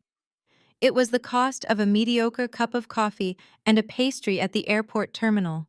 It was the exact value I placed on my family's loyalty. Calvin froze. The breath left his lungs in a sudden ragged wheeze. He stared at the screen as if it were a bomb that had just detonated in his lap. His broad shoulders collapsed inward, the authoritative posture of the family patriarch shattering completely. He opened his mouth to speak, but no sound came out. Brenda, sensing the sudden catastrophic shift in the room's energy, leaned over Calvin's shoulder to look at the monitor. Her eyes widened to the size of saucers as they locked onto the final balance. She let out a sharp, piercing gasp. The porcelain coffee cup slipped from her fingers, shattering against the glass tabletop and sending hot, dark liquid spilling across the mahogany trim. The color instantly drained from her face, leaving her a sickly, chalky white. Her eyes rolled back into her head. With a heavy, ungraceful slump, she fainted dead away, her body collapsing heavily against the side of her leather chair, her expensive pearls clattering violently against the armrest. "Mom," Jasmine shrieked, jumping out of her chair. She grabbed Brenda by the shoulders, shaking her frantically. "Mom, wake up! Dad, what is wrong with her? What does the screen say?" Preston did not check on his mother-in-law. He lunged across the table, grabbing the laptop from Calvin's slack grip. He stared at the $15 balance, his face twisting into a mask of pure, unadulterated panic. "No," Preston shouted, slamming his fist down onto the glass so hard it threatened to crack. "No. This is a glitch. It is a massive banking glitch. Call them right now, Sterling. Call the vice president of the bank. She had tens of millions in liquid capital yesterday. It does not just disappear. It does not disappear," Mr. Sterling replied quietly, pulling his laptop back toward him to protect it from Preston's rage. "It is transferred." The transaction logs indicate a series of massive staggered wire transfers initiated over the last 48 hours. The funds were moved into offshore holding companies based in the Cayman Islands. They are entirely outside of United States jurisdiction. Preston staggered backward, running his hands frantically through his hair. His chest heaved as he hyperventilated. He had just financed a $300,000 Porsche. He had just taken out a $200,000 predatory bridge loan against my assets to keep federal investigators from knocking on his door. He was suddenly staring down the barrel of a multi-million-dollar deficit with zero collateral and zero protection. "You?" Preston roared, whipping his head around to glare at me. His eyes were wild, bloodshot, and terrifyingly desperate. "You hid the money." I sat perfectly still. My hands relaxed on the table in front of me. I looked at the dark coffee dripping off the edge of the glass and staining the expensive carpet. I looked at Brenda, who was beginning to groan and flutter her eyelids as Jasmine slapped her cheeks. I looked at Calvin, who was staring blankly at his own shaking hands. "I did not hide the money, Preston," I said, my voice smooth, calm, and utterly devoid of sympathy. "I relocated it." "You signed the power of attorney?" Calvin finally choked out, his voice hoarse and broken. He pointed a trembling finger at the legal document resting on the table. "You gave me control." "I gave you absolute, irrevocable control over my domestic portfolio," I corrected him, maintaining steady eye contact. "Every single cent currently residing in the United States of America is yours to manage, Dad. Feel free to consolidate that $15.50 to save your house." "You malicious, vindictive little," Preston screamed, stepping aggressively around the table toward me. You knew we needed that capital. You knew the lenders were coming for us." "I knew you ran a fraudulent crypto scheme," I replied. my voice dropping to a dangerous icy register that stopped him in his tracks. I knew you stole $2.5 million. I knew you convinced my father to leverage his entire estate to cover your criminal incompetence. And I knew you planned to drain my life's work to save yourselves while throwing me to the wolves. Jasmine stopped shaking our mother. She slowly turned to look at me, her face pale, the reality of my words finally piercing through her delusion. Zuri, she whispered, her voice trembling. We are going to lose the house. Preston is going to go to prison. Actions have consequences, Jasmine, I said simply. I stood up, smoothing the front of my crimson blazer. I picked up my empty leather portfolio. For 35 years, you all demanded my submission. You demanded my resources. You demanded I make myself small so you could feel large. You wanted full access to my life. You have it now. Enjoy the emptiness. I remained standing, my posture radiating absolute untouchable power. I looked down at the pathetic tableau before me.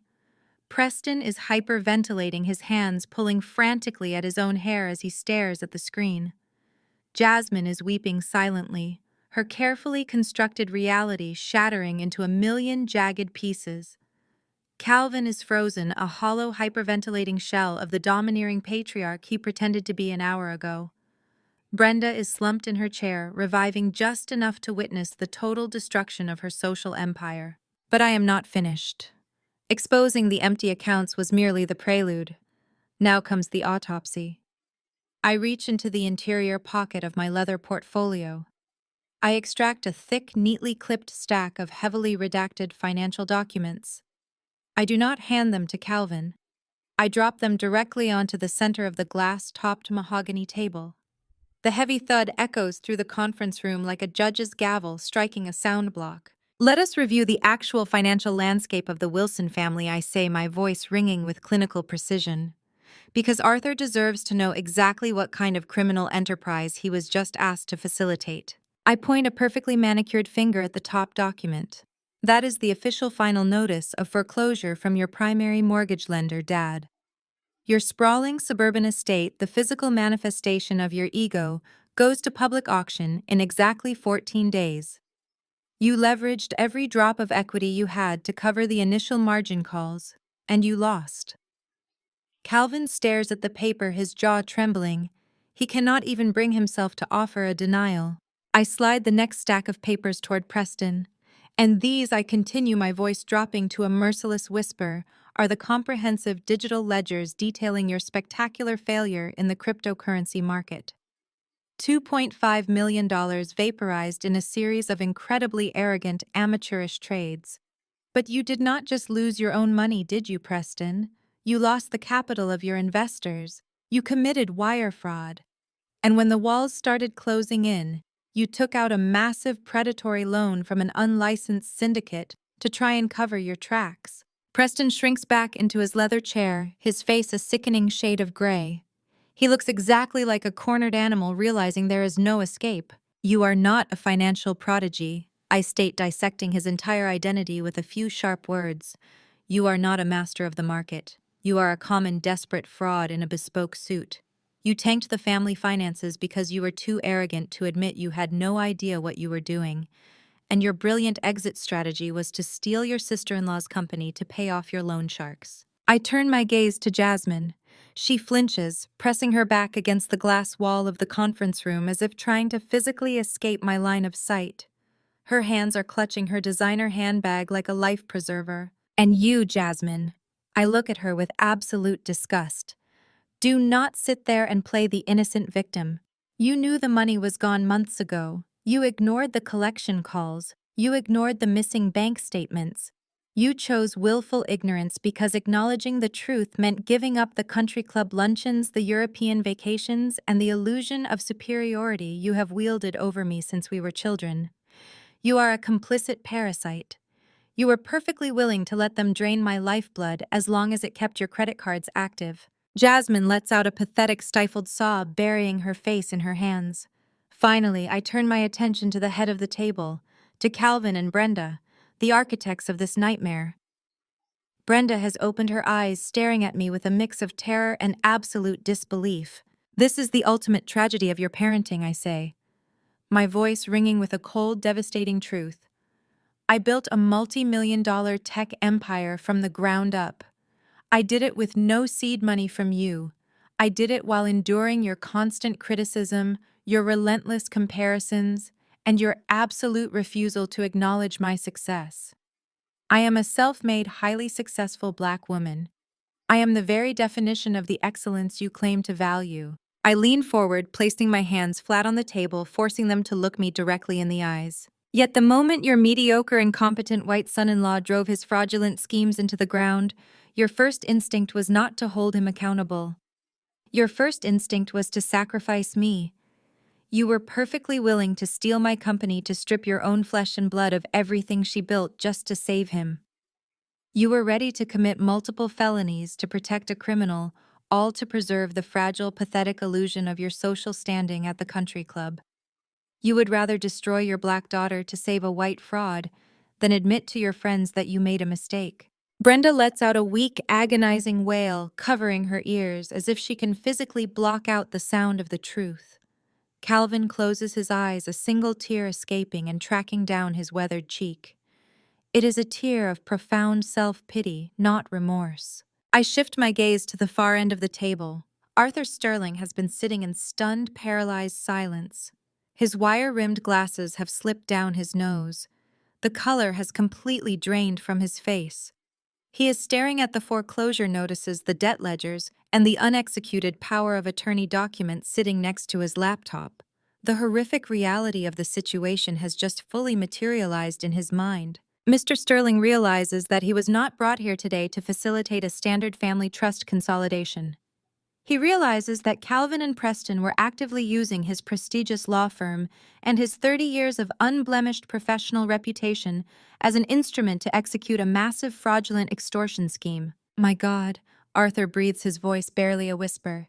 He looks at Calvin with an expression of profound, unadulterated horror and absolute disgust. Calvin, what have you done? You tried to use me to steal her company. Arthur, please. Calvin croaks, holding out a shaking hand in a desperate plea for understanding. It is not what it looks like. We just needed a bridge. We were going to pay her back. Arthur Sterling stands up so fast, his heavy leather chair slams into the credenza behind him. He does not yell. The quiet, furious precision of his movements is far more terrifying. He reaches out and snaps his laptop shut with a sharp, violent crack. He snatches the power of attorney document off the table and rips it straight down the middle, tossing the torn halves onto the glass. Do not speak to me, Calvin, the lawyer says, his voice vibrating with professional outrage. I am formally withdrawing as your legal counsel, effective immediately. My firm will not be complicit in fraud, extortion, or the theft of corporate assets. You have compromised my integrity. I will be notifying the State Bar of my withdrawal and documenting the exact nature of this meeting. I highly suggest you retain criminal defense counsel by the end of the day. Mr. Sterling grabs his briefcase, completely ignoring Preston and Jasmine. He pauses near the door, turning to look at me. His expression softens into a look of profound, solemn respect. You are a remarkably intelligent woman, Zuri, he says quietly.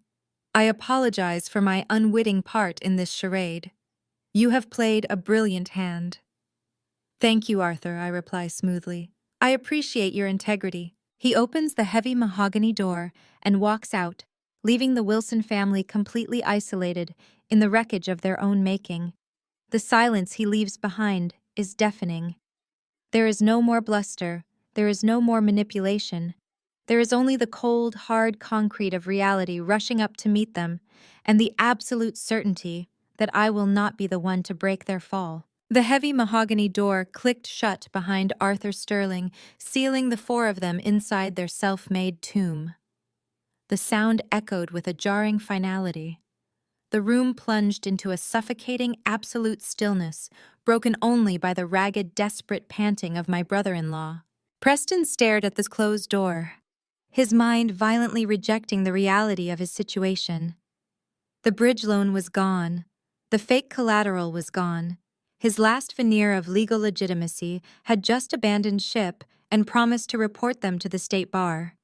Preston turned his head slowly back toward me.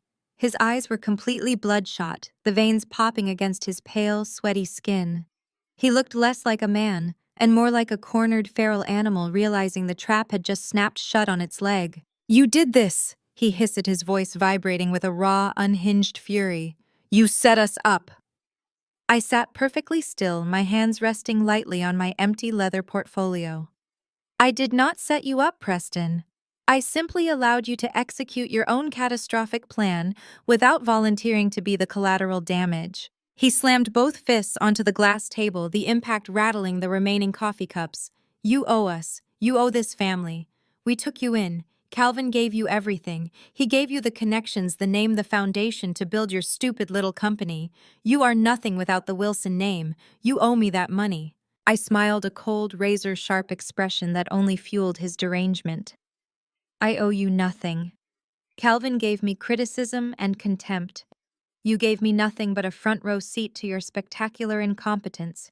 You gambled away millions of dollars trying to play the visionary investor, and you lost. You are a thief, Preston. And now you are a bankrupt thief." The word bankrupt severed the final fraying thread of his sanity. He let out a guttural, primal scream, completely abandoning any remaining shred of human dignity. He lunged across the massive mahogany table. His sudden, violent momentum caught the edge of the crystal water pitcher, sending it smashing into the glass surface. Water and shattered crystal exploded outward in a glittering, dangerous wave. He scrambled over the scattered foreclosure notices and his own debt ledgers, his hands outstretched, his fingers hooked into claws aiming directly for my throat. I did not blink. I did not flinch. I did not even lean back in my chair. I had spent the last week analyzing every possible variable of this extraction. I knew Preston's psychological profile better than he knew himself. I knew that a narcissist stripped of his power, his money, and his reputation would invariably resort to physical violence when backed into a corner. I had prepared accordingly. Before Preston could even clear the center of the table, the heavy conference room door flew open with devastating force. Two massive men stepped smoothly and instantly into the room. I had hired them through a private elite security firm for the duration of this week. They wore impeccably tailored dark suits that barely concealed the sheer functional muscle beneath. They moved with a terrifying silent efficiency that made Preston's chaotic lunge look like a toddler throwing a tantrum. The first guard intercepted Preston mid-lunge. He clamped a massive hand onto Preston's tailored collar, halting his forward momentum with the brutal stopping power of a brick wall. The second guard moved simultaneously, securing Preston's flailing right arm and twisting it sharply behind his back. Preston let out a high-pitched yelp of pain as the joint locked.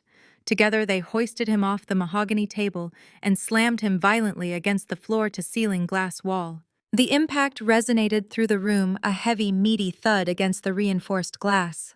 Preston's face was pressed flush against the transparent pane, his cheek squashed flat, his nose mashed awkwardly against the surface. Atlanta's sprawling financial district stretched out hundreds of feet below him, a dizzying drop that only amplified his sudden absolute powerlessness. He thrashed and kicked his expensive leather shoes, scrambling uselessly for traction on the plush carpet. "Let me go!" he screamed, his voice muffled by the glass and his own panic. "I am going to kill her! Let me go!" The guards did not speak. They did not react to his threats. They simply applied 10% more pressure to his pinned arms, driving the remaining breath from his lungs and rendering him completely immobile. Brenda shrieked, clutching her chest, as she watched her golden son-in-law neutralized like a common street thug. Jasmine backed away until she hit the far wall, her hands clamped over her mouth, her eyes wide with unadulterated horror. Calvin remained frozen in his chair at the head of the table. He was staring at the shattered glass and spilled water pooling around his foreclosure notice. He was completely paralyzed, emasculated, and broken. I stood up slowly from my chair, smoothing the front of my crimson blazer. I walked around the edge of the table, my heels crunching softly over the fragments of broken crystal. I stopped just a few feet away from where Preston was pinned against the glass. I looked at his red, sweating face, watching the pure terror eclipse the rage in his eyes. You have always possessed a profound inability to control your impulses, Preston. I said, my voice echoing clearly in the quiet room. It is what made you such a terrible investor. It is what made you steal from your own family.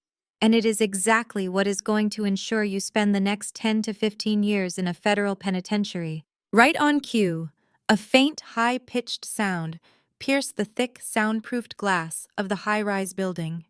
It was distant at first, a rising wail drifting up from the downtown streets below. It grew louder, multiplying, layering into a chorus of approaching sirens. Preston stopped struggling. His eyes darted wildly, trying to look down at the street level through the glass he was pinned against. "What did you do?" he rasped, his voice trembling with a sudden freezing dread. "What is that?" I checked my gold wristwatch, admiring the precise timing. Did you truly believe I would uncover a $2.5 million wire fraud scheme involving unlicensed violent syndicates and just walk away quietly? I forwarded your entire digital ledger, the offshore routing numbers you tried to hide, and the communications with your lenders directly to the regional office of the FBI at 8 o'clock this morning. I also sent a courtesy copy to the local precinct regarding the violent threats your loan sharks left on your voicemail last night. It appears they are taking the tip very seriously. Jasmine let out a guttural sob and collapsed onto her knees, burying her face in her hands. Calvin finally looked up, his eyes hollow, realizing that his entire legacy was not just bankrupt, but actively burning to the ground. The sirens grew deafening, converging directly on the building below us. The deafening wail of the sirens abruptly choked off, replaced by the heavy, suffocating silence of the conference room. Red and blue lights pulsed dimly against the glass of the neighboring skyscrapers, casting a surreal, rhythmic glow across the mahogany table. Preston's chest heaved against the glass wall, his breath leaving immediate frantic streaks of condensation on the pane. The two private security contractors held him completely immobilized, their faces carved from stone. The heavy wooden doors to the conference room swung open with a forceful, commanding thrust. 4 uniformed Atlanta police officers stepped through the threshold, immediately fanning out to secure the perimeter. Right behind them walked 2 federal agents in sharp, dark suits, their badges visibly clipped to their belts. The atmosphere in the room instantly shifted from a tense family standoff to an active crime scene. Preston Hayes, the lead agent, announced, his voice devoid of any emotion. "We have a warrant for your arrest on multiple counts of federal wire fraud, money laundering, and conspiracy." Preston thrashed a pathetic, desperate wriggle against the massive contractors holding him. "This is a mistake," he shrieked, his voice cracking into a high pitch. "Calvin, tell them it was a corporate restructure." I looked at my father. Calvin remained anchored to his chair, staring blankly at the shattered crystal and the dark puddle of coffee soaking into the carpet. He did not move. He did not speak. The realization that he had tied his entire legacy to a sinking anchor had paralyzed his vocal cords. The federal agent gave a curt nod to my security detail. "We will take it from here, gentlemen." The contractors stepped back seamlessly, transferring Preston into the custody of the police. The sharp, metallic ratcheting of steel handcuffs echoed through the room. The sound was definitive. It was the sound of a cage permanently snapping shut. I watched with absolute chilling detachment. I had not relied on chance. 3 days ago, my closest friend, a brilliant forensic accountant who had helped me build the financial architecture of my tech firm, had meticulously compiled every shred of Preston's illegal digital ledger. She had anonymously forwarded the encrypted package to the regional field office of the authorities. The evidence was irrefutable, completely damning, and perfectly packaged. I had merely coordinated the timing. The sight of the handcuffs broke the final, fragile thread of Jasmine's manufactured reality. She let out a guttural, agonizing scream that tore through the sterile air of the law firm. She scrambled out of her chair, her expensive heels slipping on the polished floor. She dropped to her knees, abandoning every ounce of the haughty country club arrogance she had weaponized against me her entire life. She literally crawled across the carpet toward me, tears ruining her immaculate makeup, leaving dark, messy streaks down her cheeks. "Zuri, please," she wailed, her hands reaching out to grab the hem of my crimson trousers. Please, you have to stop this. You have to pay his bail. You have the money. I know you have the money in London. We are going to lose the house. They are going to take my cars. I will have nothing. You have to save us." I looked down at her. I did not feel an ounce of pity. I did not feel the familiar suffocating guilt that had dictated my actions for 35 years. I stepped smoothly backward, sliding my leg out of her desperate grasp, ensuring her tear-stained hands did not ruin the pristine fabric of my suit. I stared into her panicked, bloodshot eyes. "I highly suggest you update your resume, Jasmine," I said, my voice dripping with absolute glacial detachment. "It is time you finally get a job." Jasmine collapsed onto the floor, sobbing uncontrollably as the officers dragged a hyperventilating Preston out of the room. Brenda was still slumped in her chair, murmuring incoherently as a junior officer checked her pulse. The chaos was swirling, but my focus narrowed onto the head of the table. Calvin sat entirely motionless amid the wreckage of his empire. The foreclosure notice I had dropped on the table stared back at him, an unyielding promise of his impending ruin. His country club standing his pristine suburban mansion, his carefully curated image of the successful patriarch, all of it was burning to ash in front of his eyes. He slowly raised his head to look at me. The arrogant, demanding light that had always burned in his eyes was completely extinguished. He looked hollowed out. A broken, elderly man facing the terrifying reality of his own absolute failure. Tears pooled in his eyes and tracked slowly down his weathered face. "Zuri," he whispered, his voice trembling with a pathetic manufactured disbelief. "How could you do this? We are your parents. How could you do this to your own flesh and blood?" I walked slowly to the head of the table. I placed my hands on the mahogany wood and leaned in close, forcing him to look directly into my eyes. I wanted him to feel the full crushing weight of my words. I wanted this moment permanently burned into his memory. "You stopped being my family the day you decided my success was just a bank account for your failures," I said, my voice steady cold and entirely devoid of sympathy. "You chose a fraudulent son-in-law over your own daughter. You made your investment. Now you get to live with the returns." I straightened up, turning away from his devastated expression. I reached into the side pocket of my crimson blazer. My fingers brushed against the small, deliberate amount of cash I had withdrawn before heading to the airport. I pulled out a crumpled $10 bill, a $5 bill, and a heavy silver 50-cent coin. I tossed them casually onto the center of the glass table. They landed perfectly on top of the foreclosure notice. "There is your $15.50, I said, slinging my leather portfolio under my arm, "to cover your parking." I did not wait for a response. I turned my back on the weeping, broken remnants of the Wilson family and walked out the door. My footsteps echoed sharply down the quiet hallway, setting a steady, victorious rhythm. The elevator doors slid open and I stepped inside, pressing the button for the lobby. I was headed to the airport. I was headed to London. I was finally entirely and irrevocably free. The polished steel doors of the elevator slid shut, sealing away the muffled sounds of Jasmine weeping and the harsh, commanding bark of federal agents reading Preston his rights. The descent to the ground floor was silent, smooth, and incredibly fast.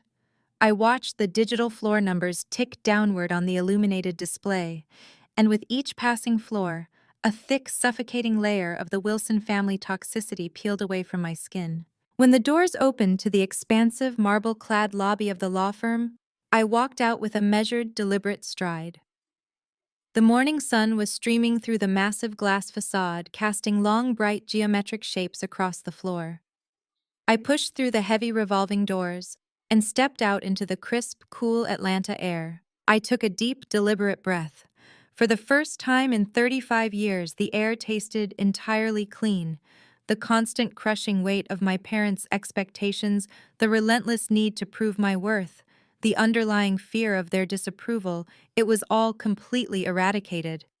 I did not look up at the towering glass structure behind me. I did not look back at the cage I had just dismantled. A sleek black executive town car was idling perfectly at the curb. My private driver, a quiet and impeccably professional man named Marcus, immediately stepped out and opened the rear door. He took my sleek leather carry-on bag, the only piece of luggage I had brought to this execution, and secured it in the trunk. "Good morning, Ms. Wilson," Marcus said smoothly, holding the door. "Good morning, Marcus," I replied, sliding into the pristine, quiet interior of the car. "Where to?" he asked, settling into the driver's seat and adjusting the rearview mirror. "Hartsfield Jackson." I instructed, my voice calm and perfectly steady. "International terminal, please." The heavy engine purred to life, and the car pulled smoothly away from the curb, merging into the bustling downtown traffic. I leaned my head back against the cool leather headrest and closed my eyes for a fraction of a second. The physical tension that had resided in my shoulders for weeks finally dissolved. I opened my eyes and looked out the tinted window. The towering, jagged skyline of Atlanta began to slide past, eventually fading into the rearview mirror as we merged onto the interstate. This city held my entire history. It held the sprawling suburban estate where my mother had scrutinized my every flaw. It held the country clubs where my father had paraded my brothers while ignoring my existence. It held the expensive restaurants where they had continually demanded my submission. Now it was just a collection of steel and concrete shrinking in the distance. They were no longer my problem. Calvin and Brenda were currently sitting in a shattered conference room, staring at a $15 parking fee and a foreclosure notice. Preston was being processed into a federal holding facility. Jasmine was frantically dialing maxed-out credit cards to secure a criminal defense attorney.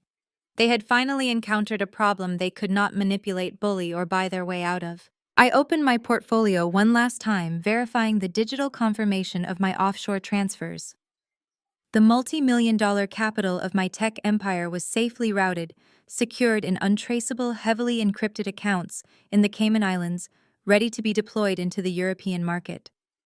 I had meticulously engineered my own severance package from a family that only viewed me as a disposable asset. As the car pulled up to the International Departures Terminal, the sheer scale of my freedom finally hit me.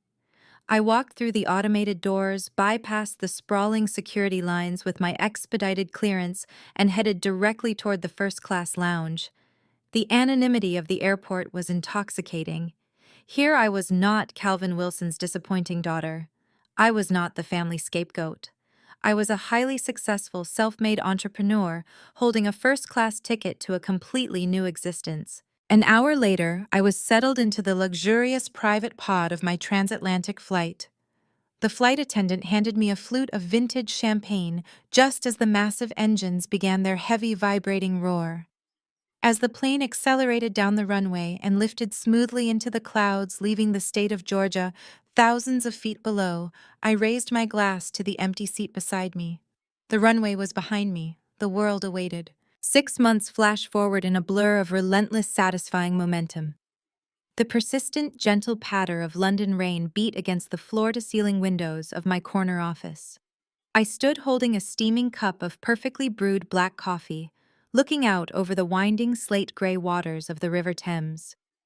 The skyline of the city was a brilliant clash of historic architecture and towering modern glass, a dynamic landscape that perfectly mirrored the new empire I was building. My UX/UI design firm occupied the entire top floor of a premium commercial building in the heart of the city's tech district.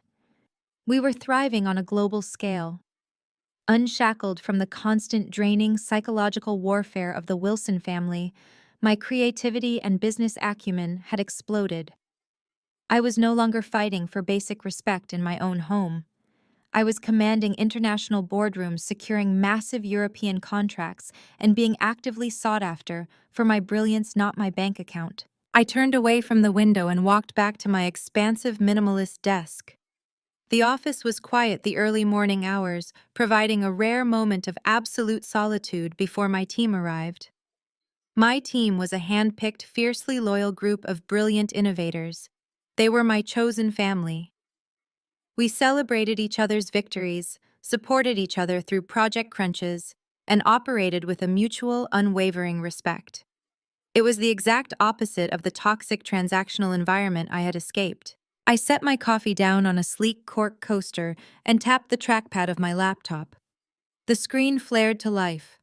After checking the overnight European market reports and clearing my professional inbox, I opened a secondary encrypted browser to check a specific automated legal alert I had set up 6 months ago.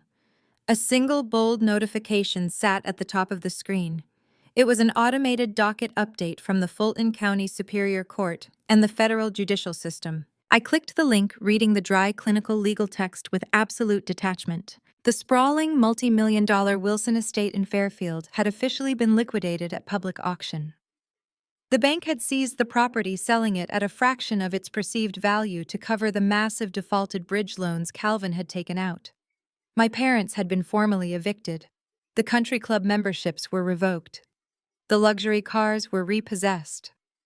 The meticulously curated, arrogant facade of Calvin and Brenda Wilson had been completely eradicated, leaving them with absolutely nothing but the clothes on their backs and the public humiliation they had always feared more than death itself. I scrolled down to the second alert, the United States versus Preston Shaw. The federal wire fraud and money laundering trial had concluded yesterday afternoon. Preston's defense team, crippled by a lack of funds and overwhelmed by the flawless, irrefutable digital ledger my forensic accountant had provided, had completely collapsed. The jury deliberation had lasted less than 4 hours. The verdict was guilty on all 14 counts. The presiding judge, citing the predatory nature of the loan sharks Preston had engaged and the massive scale of the investor theft, had handed down a devastating sentence. Preston was facing 12 years in a federal penitentiary with no possibility of early parole. I sat perfectly still, the glow of the monitor illuminating my face in the quiet office. I did not laugh. I did not gloat. I did not feel the sudden dramatic rush of cinematic vengeance. Instead, a small, profound, and entirely genuine smile crossed my face. It was the smile of a woman witnessing the universe finally balance an incredibly heavy scale. Actions had consequences. They had spent decades attempting to break my spirit to elevate their own mediocrity. They had tried to steal my life's work to cover their criminal incompetence, and in the end, their own arrogance had been their ultimate executioner. I moved the cursor over the notification. I did not archive it. I did not save it for future gloating. I hit the delete key. I opened the trash folder and emptied it, permanently erasing the final digital footprint of the Wilson family from my life. I closed the laptop with a soft, definitive click. The rain continued its steady rhythm against the glass. I took a sip of my coffee, turned my chair toward the expansive view of the London skyline, and went back to building my empire. The profound lesson from this story is that your true value is never defined by those who are committed to misunderstanding you. Often the very people expected to nurture your growth are the ones who try to keep you small out of their own deep insecurities. True strength lies in recognizing toxic environments and having the absolute courage to walk away.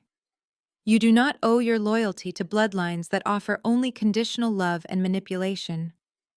By establishing firm boundaries and protecting your peace, you open the door to building a chosen family and a life grounded in authentic success. If this journey of reclaiming independence resonated with you, please hit the like button, subscribe to the channel for more empowering stories, and share your own experiences in the comments section below.